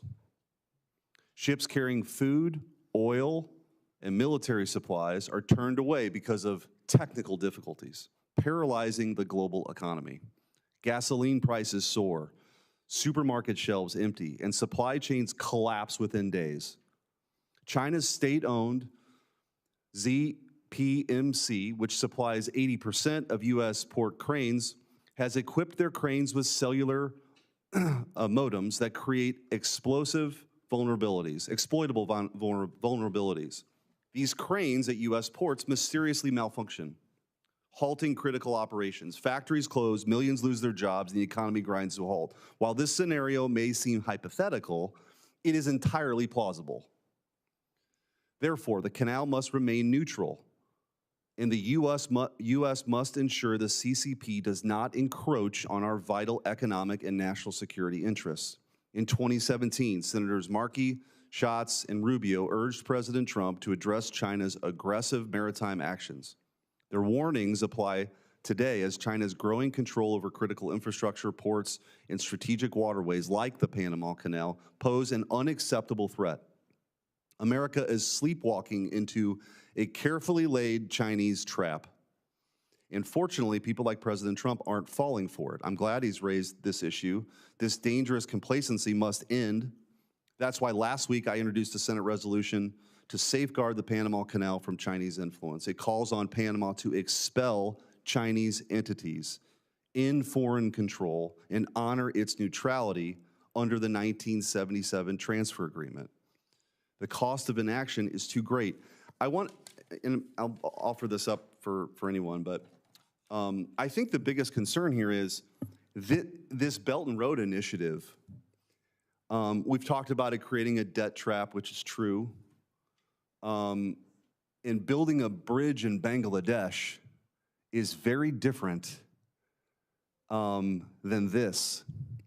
I mean, there are reports of, the CCP building airports, and then when people are critical of the CCP, all of a sudden flights are canceled. Controlling a grid, they can turn it off and they can turn it off. And there's just no way on God's green earth that China can control the Panama Canal. And so however you want to define it, and I hope my Democrat colleagues, this is an issue that affects America that should not be partisan, and I hope they're not blinded by the fact that President Trump has come out so boldly on this. But we shouldn't tolerate this. The witnesses have stated they have operational control. We can get into the semantics of the Port Authority versus the control, but operational control of the Panama Canal is real by the CCP. The witnesses have also stated that a Chinese company got a sweetheart deal, a no-bid contract for operational control ultimately of these ports. So I guess I want to ask, because I've talked too long, I don't have much time for questions, but Professor Kontorovich, I do want to ask you, yes, as it relates to the treaty, and I'm glad Senator Cruz, or Chairman Cruz, has called this up, because there are real concerns about treaty violations here. What are the most blatant? What are the most obvious? Is it the unfair, is it the fact that we're being charged more? Is it the fact that these are Chinese-owned companies that are controlled by the CCP? What are the top 2 or 3 reasons that you would argue that they are in fact in violation of the treaty? So again, I think the charges and fees are less of an issue because they don't discriminate across countries. We pay more because we use more, but it's not nationally discriminatory. The presence of Chinese companies, especially Chinese state companies, but not limited to them, do raise serious issues and concerns for the neutrality of the treaty. And I should point out, in relation to some of the earlier questioning, the canal, for purposes of the neutrality treaty, is not limited just to the actual locks of the canal and the transit of ships to the canal. According to Annex 1, Paragraph 1 of the treaty, it includes also the entrances of the canal and the territorial sea of Panama adjacent to it. So all of the activities we're talking about are within the neutrality regime, the geographic scope of the neutrality regime in the treaty. So this is out of time, but the most dead-on hit here is the treaty specifically prevents foreign operations, and that's exactly what we have. Yeah, so to the extent these companies are in fact de facto controlled by China, this is something that could threaten the neutrality regime of the treaty. Okay. Senator, may I make a point of clarification? Sure. You said that we all said that China had operational control. I don't believe that China currently has operational control over the Panama Canal. I'm not sure if any. No, I didn't say all of you did. I said one of the witnesses. All right. I will, but let me say this. I did agree that there was a threat posed by this ownership. I do think, though, that if your assumptions are correct, you are way understating the problem. That's right, understating the problem, because they also then control the Suez Canal. and the Mediterranean Sea. And I actually have to admit, I'm a little confused as to why some of the senators asking these questions, Senator Blackburn, aren't more concerned about the biggest port in the United Kingdom being run by the Chinese.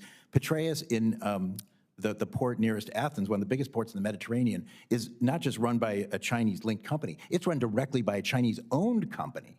And I was there. So you're on to something, but if you're just focusing on Panama, that's only part of it. No, I agree with you. I think the difference here is that we gave it away, huge mistake. Both Missouri senators voted for it back then, huge mistake. But the one thing we got out of it, was a guarantee of neutrality, and that's the issue here. Thanks. Thank you. Senator Curtis. Thank you, Mr. Chairman. Great hearing. Appreciate this opportunity today.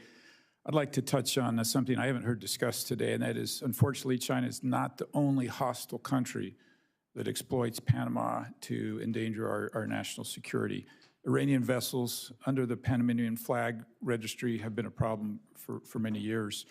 Chairman Sola, can you explain how Panama has enabled Iran to evade our sanctions? Yes, thank you, Senator. About a year ago, when we were having this drought issue, there was also a lot of focus on Iran and how they were funding Hamas and the Houthis because they were attacking the Red Sea. What we found was, what the United States has found, is that Iranian vessels are sometimes flagged by Panama in order to avoid sanctions so that they could sell the fuel that they have, and then they can take that money and then they can use it as they wish. Panama at the time had a very complicated process to deflag the vessels. There was an investigation, there was an appeals process. By the time that we would, OFAC or the Treasury would go ahead and identify one of those vessels, by the time that they were doing the appeals and stuff like this, they've already changed flags to somewhere else. So when we went to Panama, we met with the Panamanian president. And I must say that we were very impressed because he was 30 minutes late, but he was breaking relations with Venezuela at the time because the election was the day before.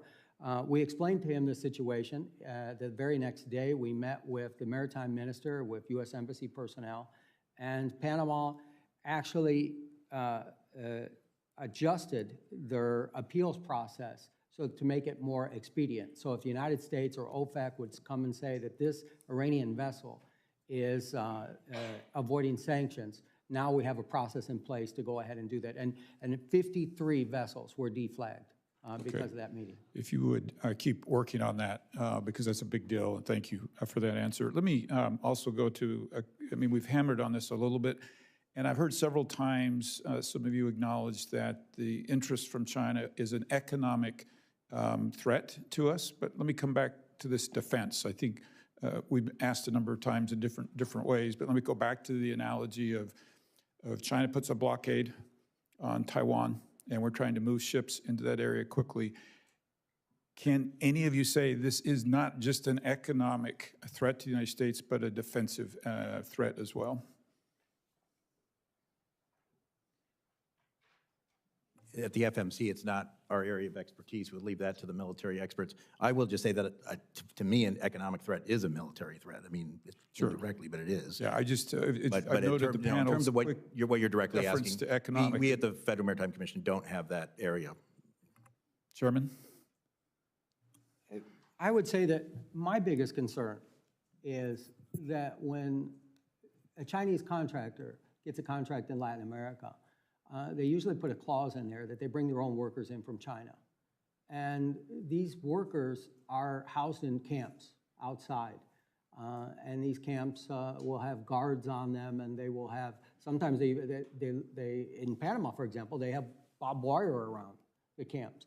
So we really don't know who's in the camps. And I think that, to me, causes me more concern on who's in the camp and what are they doing. So these are actually sometimes thousands of workers that are brought in, for example, for the bridge or to do a port or something like this to undercut the local labor. Along those lines, let me just talk about dollars from China spent. We far outspend China in the region, yet if you look back on when when Panama switched diplomatic recognition from Taiwan, and we had comments from the president, Taiwan is an inalienable part of Chinese territory. It coincided with economic investment from China in the region. Is that something overall, in addition to the canal, we need to watch? Yes, we definitely need to watch economics. And we need to, we haven't, the United States has left a void there. We really have not been competitive in Panama, and hopefully that we can be. Okay, and I've got just a few seconds. So this bridge, we've brought this up a couple of times, the possibility of this bridge being damaged and closing the canal. But it reminds me of going through TSA at a suitcase, going through the TSA.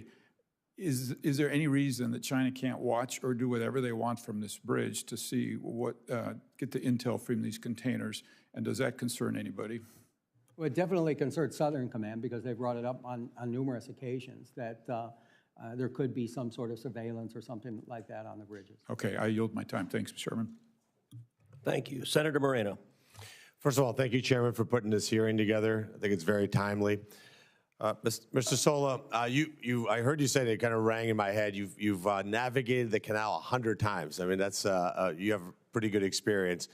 I want to turn to testimony a little bit different direction. You obviously haven't been there that much. Tell me what, for the testimony, what are the people of Panama? You have obviously probably been to my home country where I was born in Colombia.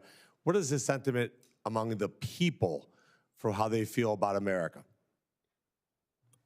Senator, I have many friends and family and professional relationships in Panama, and the bond between the United States and Panama is very deep. It's almost like the United States and Great Britain, for example. The Panamanians love baseball. They love basically a lot of the same things that we do. The people are absolutely wonderful. Now, they've suffered through catastrophically bad leaders, especially today, the president of Colombia, Petro. We don't have to go down that path, but here's what I'd ask you is, obviously we understand about shipping. We understand the issues of trade, and that's been well documented. I think that the treaty's clearly in violation. There's no question about that. In fact, Mr. Chairman, I'd like to see us speedily get to a point where we get a resolution allowing the president to renegotiate that or cancel that treaty. But here's my question to you. The Darien Gap is a stone's throw away here to Annapolis, maybe not even a little bit further than that.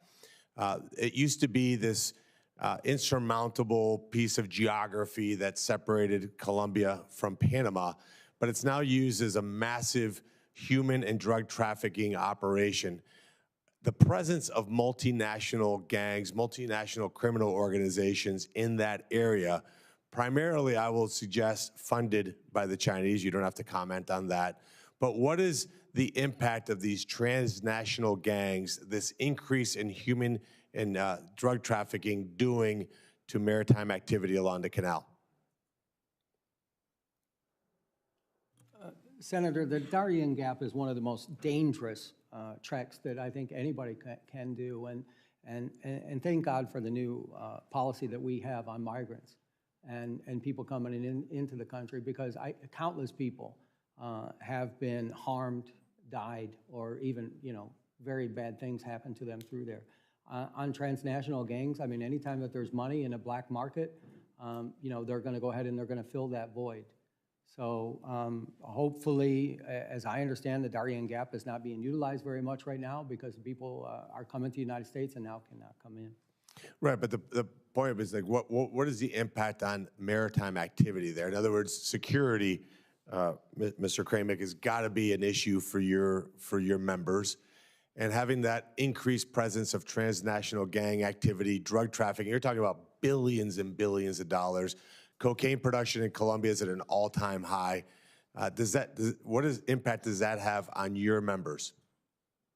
Senator, it's something we work hard on every day. The World Shipping Council is partnered with the World Customs Organization and 58 customs agencies throughout the world. We ran actual operations to give data that we have on our supply chain and where there's anomalies to those customs officials and law enforcement authorities to action it. A lot of it, the flow for commercial vessels, not into the United States, but to the European Union, is coming from the transshipment point in Panama, where our containers are being exploited and contaminated. And so we are working hard as we sit here right now on that problem. And of course, the point I'm making is that China's influence there, whether we want to make it a technical question as to what control means, it doesn't matter. When you have Chinese companies operating on both sides of the canal, having influence there through drug trafficking, they bring basic chemicals into Mexico, which makes its way here as fentanyl. You have enormous Chinese influence in Central and South America. And Mr. Sola, I go back to you with my final question. Do you think fundamentally the problem here is that America's just failed to engage properly with Latin America? Yes, I do. I believe that we have not had a presence there for long enough. The State Department has designated countless past Panamanian presidents for corruption, but we haven't had the DOJ go ahead and have any convictions on those. I think that if we did have a conviction one way or another, I think that that would change the narrative quite considerably. And so just one quick follow-up. So if the U.S. took control back of the canal, if that territory was completely controlled, protected by the United States of America, what influence could we have in solving a variety of problems, the shipping ones that we've talked about, but also having U.S. presence with military backup there in Panama, preventing transnational organizations, preventing human trafficking, preventing drug trafficking? Wouldn't that be celebrated among the free world as something that would be absolutely a net huge positive to that area? Well, I can say this, that is probably one of the top contraband areas in the world just because of its geographical location and the amount of containers that they move. So I think any time that we can lower the amount of contraband being distributed around the world, we'd be doing a good service. So, Mr. Chairman, like I said earlier, we ratified that treaty here in the United States Senate. I'd love to see us de-ratify it. Thank you. Senator Capito. Thank you, Mr. Chairman. Thank you all for being here today. Really interesting hearing. In the year 1913, the governor of West Virginia said that the Panama Canal would be critical to the state's coal industry. What was then true is still true today. 11% of the cargo that goes through that canal is coal. Chairman Sola, thank you for your military service and for your great insight into this, into Panama.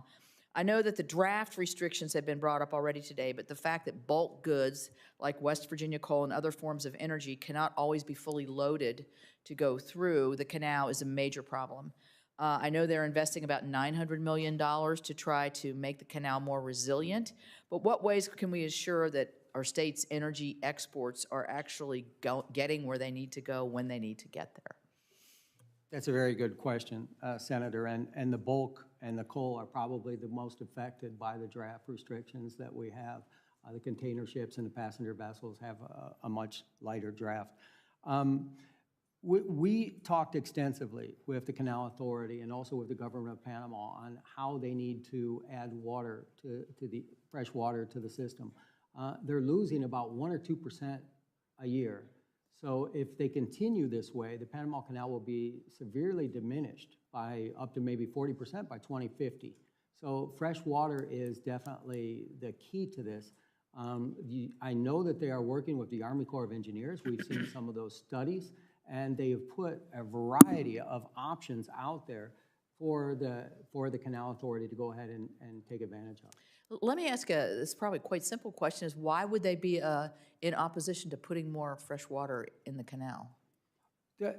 I don't believe, well, the Canal Authority. I mean, it sounds easy, so maybe it's not quite as easy. The Canal Authority isn't. The issue that they have is maybe 10 years ago, environmentalists kind of restricted what their watershed was of the canal, and that law has just recently been overturned, so now the canal actually has access to the watershed.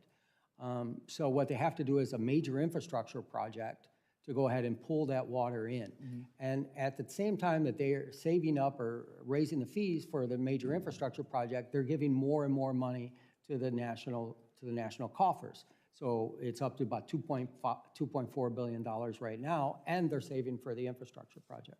Is that the $900 million infrastructure package I referenced? Is that the same project? I believe it is. The Rio Indio? Yes. Yes. Yes. So along with that, issue going through the canal, not just the offloading or, I mean, it's hard to offload coal out of a bulk container. I mean, that's not an easy thing to do if you can even do it. Is this whole thing about congestion pricing kind of, nobody here from New York, are they? But, you know, the congestion pricing at the canal where you can outbid and skip the line, so then the line can be like 14 days later, even if you were at the front of the line. This is probably what Senator Sheehy's wondering, like, how did I get in front of him kind of question.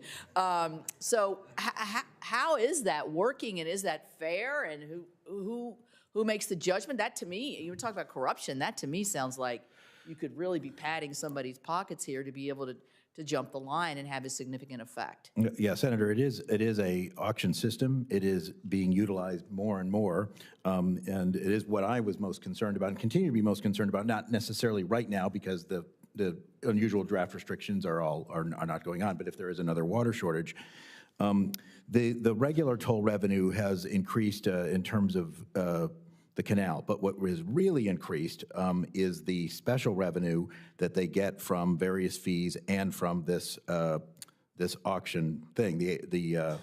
That revenue has gone up about close to 300% for other transit services. So that's a huge amount. It also is analogous to me in some ways. I know a lot of the ocean carrier companies got a lot of heat when they were making more money during the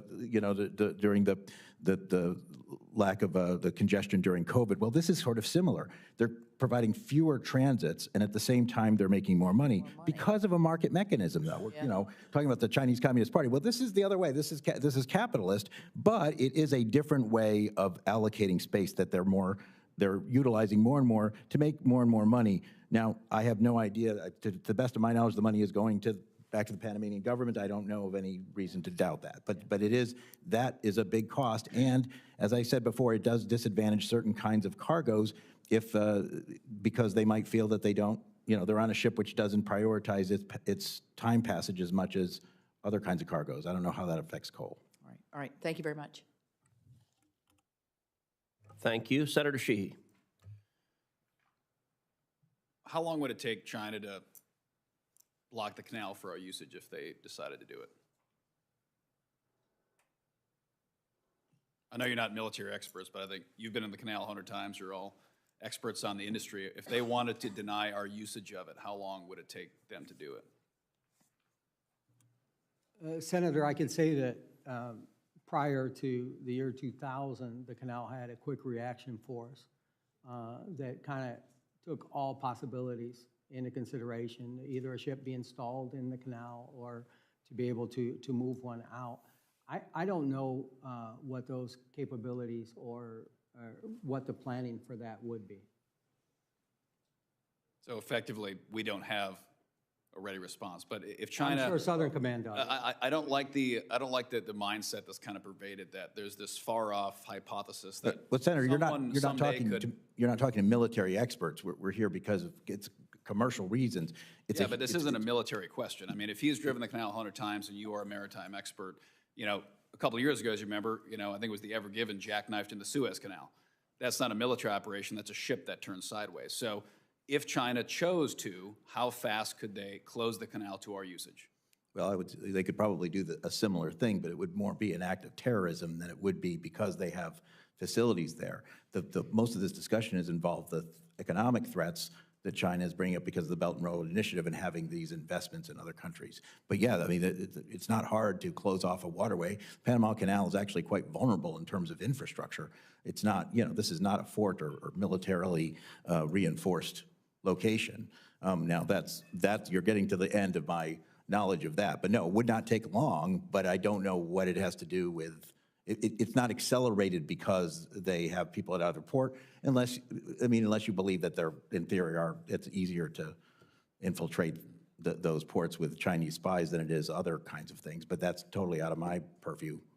That's more scientific. Well, I don't think it is out of your purview. I think the reality is the canal is an economic engine. It is also a national security engine. And I appreciate, I'm not trying to be combative or setting any traps. I'm just trying to ask a common sense question, which is, we can dance around, I'm not an expert in this, I'm an expert in that, but The canal is vulnerable, as we've stated. I guess, Senator, I'm just sort of saying, why would they bother with a military-like operation when they can get what they want with non-military means? Exactly. If they can have influence in other ways. Question. That's the point of the question. Okay.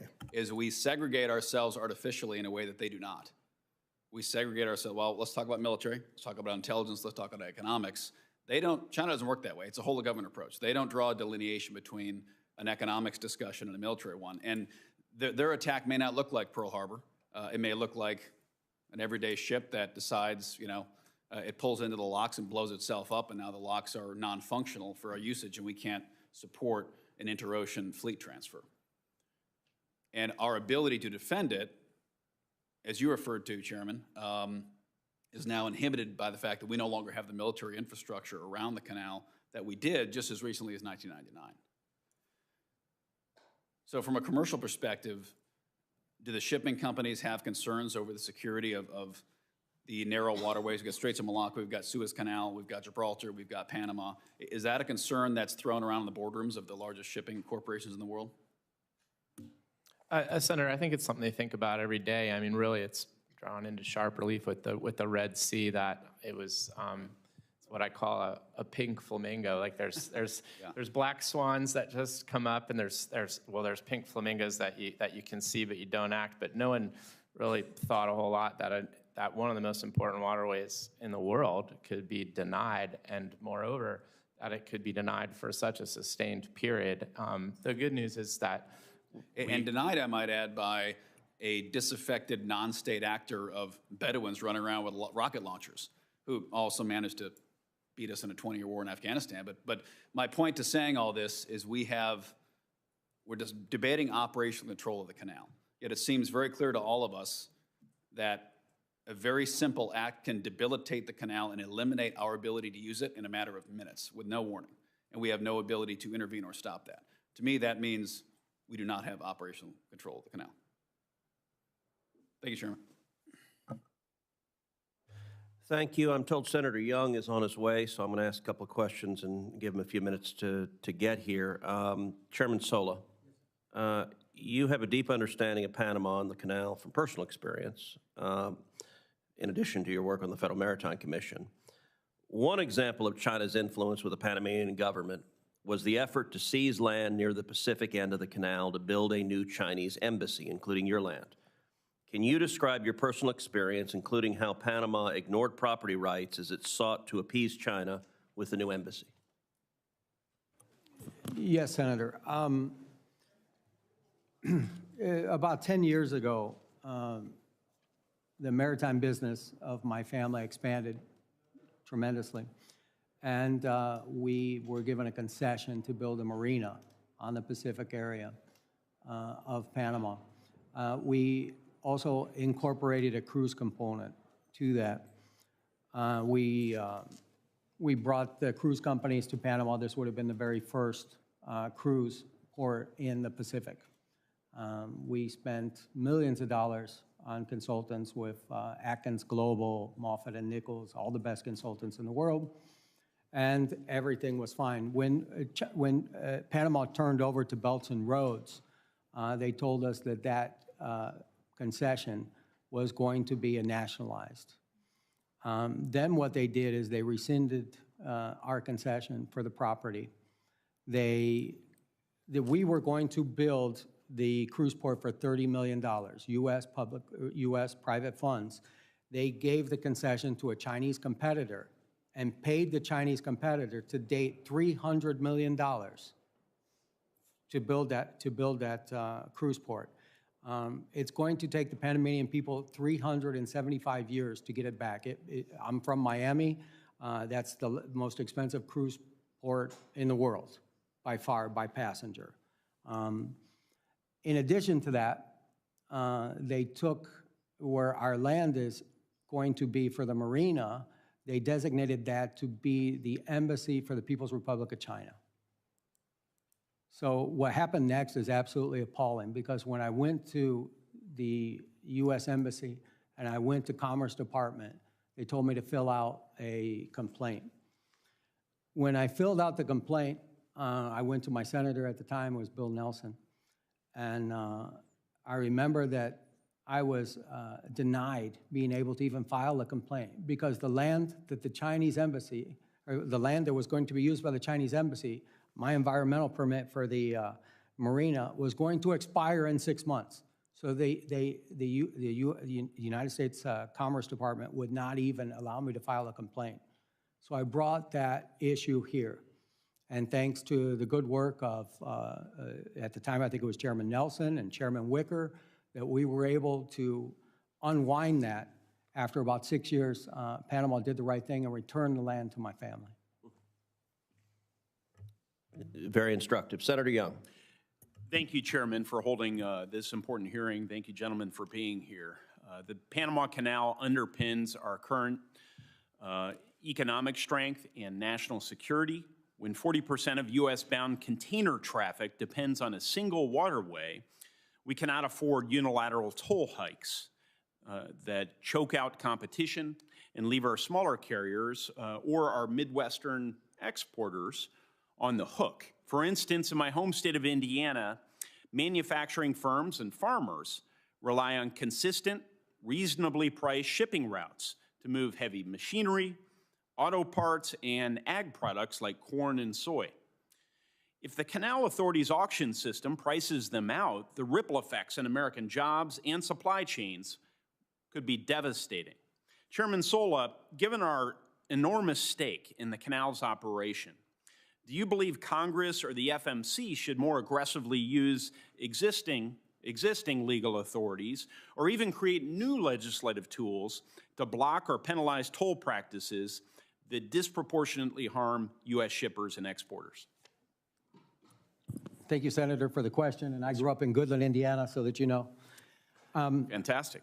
I do believe that we should continue to monitor the situation, and if we do need more regulations or statutes, that we would come back to Congress because we get our marching instructions from you.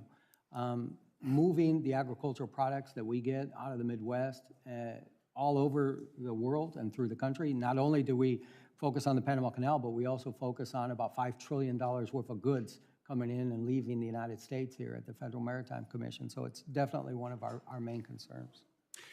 Well, thank you. I'm not surprised. I always tell people Indiana is a maritime state. If you think about our dependence on the waterways and our shipping lines and all the rest. So you're certainly proving that. But so we will stay in touch, and if you in the future would like to outline any mechanisms or measures that you think would be effective to help ensure fair treatment for our interests, please let me and others on this committee know. When the two Panama Canal treaties were signed, we lived in a different world, one where Chinese state-backed actors didn't wield strong influence over global infrastructure, and issues like drought were rarely factored into international agreements.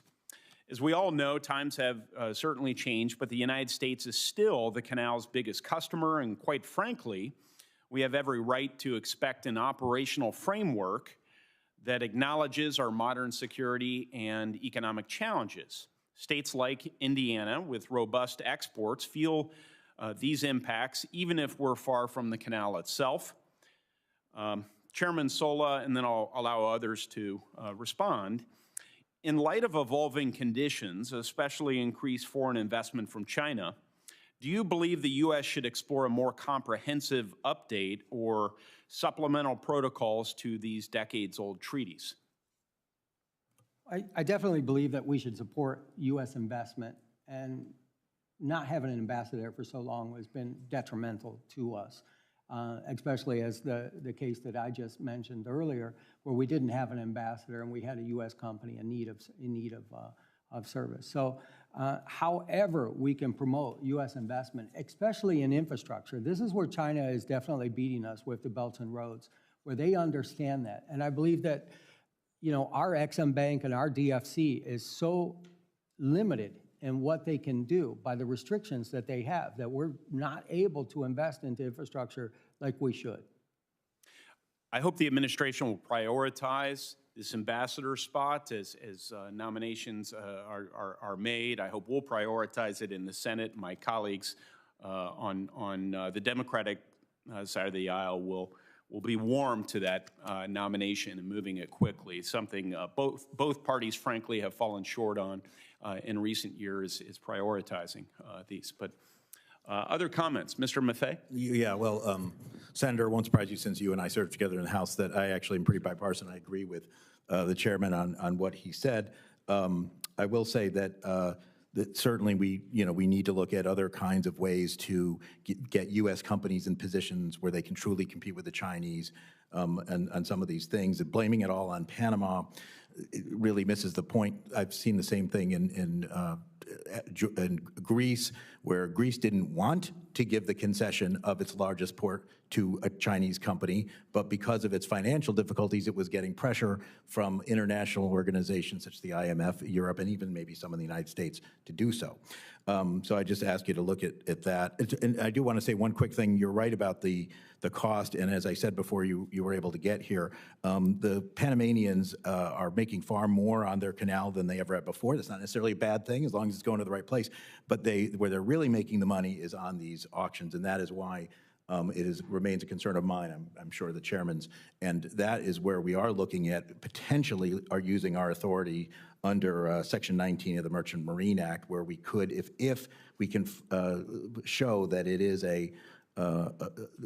basically a problem with the foreign trade of the U.S. It's interfering with foreign trade of the U.S. There are certain things that we can do, but I do think we need more information before we could make that kind of action. But we're certainly working on that, and we do have that authority at the FMC. Thank you, and good to see you again, sir. Mr. Kramik, did you have anything? We had discussed, Senator Young, some of the infrastructure projects to make the canal more sustainable and viable, and how the United States, the U.S. Army Corps of Engineers, has already done some feasibility reviews of those projects. So that would certainly be something to take a look at to make the canal, viable with an additional supplies of fresh water. Thank you. Chairman? Senator, if I may? Sure. Senator, sorry, it's I'm on Zoom. You spoke about renegotiating the treaties, and Yes. I think one of the things about treaties as an instrument of governance is they're not very flexible, and they don't really have automatic processes typically for easy amendment. And before this hearing, I spent a fair amount of time reviewing the ratification hearings in the Senate in 1978. And back then, the principal concerns the Senate was concerned with then is the Soviets and Cuba, actually, not China and Iran. So the world has changed a huge amount. China's role has changed a huge amount. And of course, back then, 1999 seemed very far off. 2025 seemed a world away. And as a result, I think it is useful to revisit treaties and seek to renegotiate them, to update them to sort of current events. And of course, the United States has a considerable amount of leverage it can use to seek such additional protocols to modernize these treaties to current events and current geopolitical realities. Makes great sense, and I'm glad you spoke up. Thank you, Mr. Kontorovich. Mr. Chairman. Thank you. I want to ask a couple of follow-ups, and then we're going to wrap up the hearing. Commissioner Maffei, you mentioned a minute ago if a determination was made that this was having negative impacts on U.S. trade. You said there are a number of remedies that are possible, and you didn't specify what those were, so I just wanted to ask what you were referring to. Yeah, I mean, there are certain things we can do as countermeasures, such as, sanction Panamanian ships. That could be Panamanian flag ships. The Panamanian flag is one of their major sources of revenue. It is the number one what we call flag of convenience in the world. There are several others, and I think I'd like to get back to you in writing. I mean, I'm not trying to avoid the question, Yeah, but no, that way I can put the, we can, and we'll, if you don't mind, we'll get together and do a joint answer. We'll put where our authority comes from, what we think we can do, and maybe even what we're concerned about or what the limits to that would be. Well, and I'll say that this hearing has been a nice bipartisan demonstration of a lot of expertise. There's a reason you guys have your the role you have, because you know what you're talking about. I'm hoping my chairmanship, which ended last week after a full term, will result in a full, very successful term for my good friend and colleague as chairman. Maybe the friendliest transition in Washington this week. Professor Kontorovich, I want to get back also to the exchange you had with Senator Young, and then it harkens back to the opening exchange you and I had. We've heard testimony that Panama may well be in violation of this treaty in at least two regards. One, with respect to its obligation to keeping the Panama Canal neutral and the major concessions to China, the control that China has over ports on both ends, and the bridge across the canal, which has the potential to shut down transit. We also heard testimony about the degree of revenue that Panama is taking, and that's potentially in violation of the obligation that tolls and other charges shall be just, reasonable, equitable, and consistent with principles of international law. I want to ask you, Professor, assume that the United States makes the determination that Panama is in violation of this treaty. I asked about what the remedies were, and you mentioned at the time military force. So military force is always one potential remedy. What other potential remedies are there? And in particular, could a consequence of being in breach of the treaty be a determination that the treaty is null and void, that the concession of control of the Panama Canal to Panama is no longer in force, and could that, under international law, result in the United States returning to operating the Panama Canal? What's your judgment? Yeah, I think treaties like this demonstrate that countries really need to think long and hard before they give away strategic assets, because the United States is free to cancel this treaty or at any time withdraw from the treaty, as it were. But given that the United States has transferred control and sovereignty of the canal zone to Panama, the cancellation of the treaty would not necessarily reverse that concession. Concessions that have to do with sovereign control are not particularly reversible. For example, Israel made a deal with Lebanon to give maritime territory to Lebanon in exchange for peace just 2 years ago, did not get peace. It's not clear that it can simply cancel and get that territory back. Now, it is the case that America can take all sorts of measures to insist on neutrality. And if neutrality means putting American firms in operation, or otherwise taking other steps, that is something that can be done. But a kind of territorial control is not a clear remedy unless it is something that just accompanies the steps needed to restore the regime of neutrality. All right, well, I want to thank all the witnesses for their important testimony here today. Senators will have until the close of business on Tuesday, February 4th to submit questions for the record. The witnesses will have until the end of the day on Tuesday, February 18th to respond to those questions. And this concludes today's hearing. The committee stands adjourned.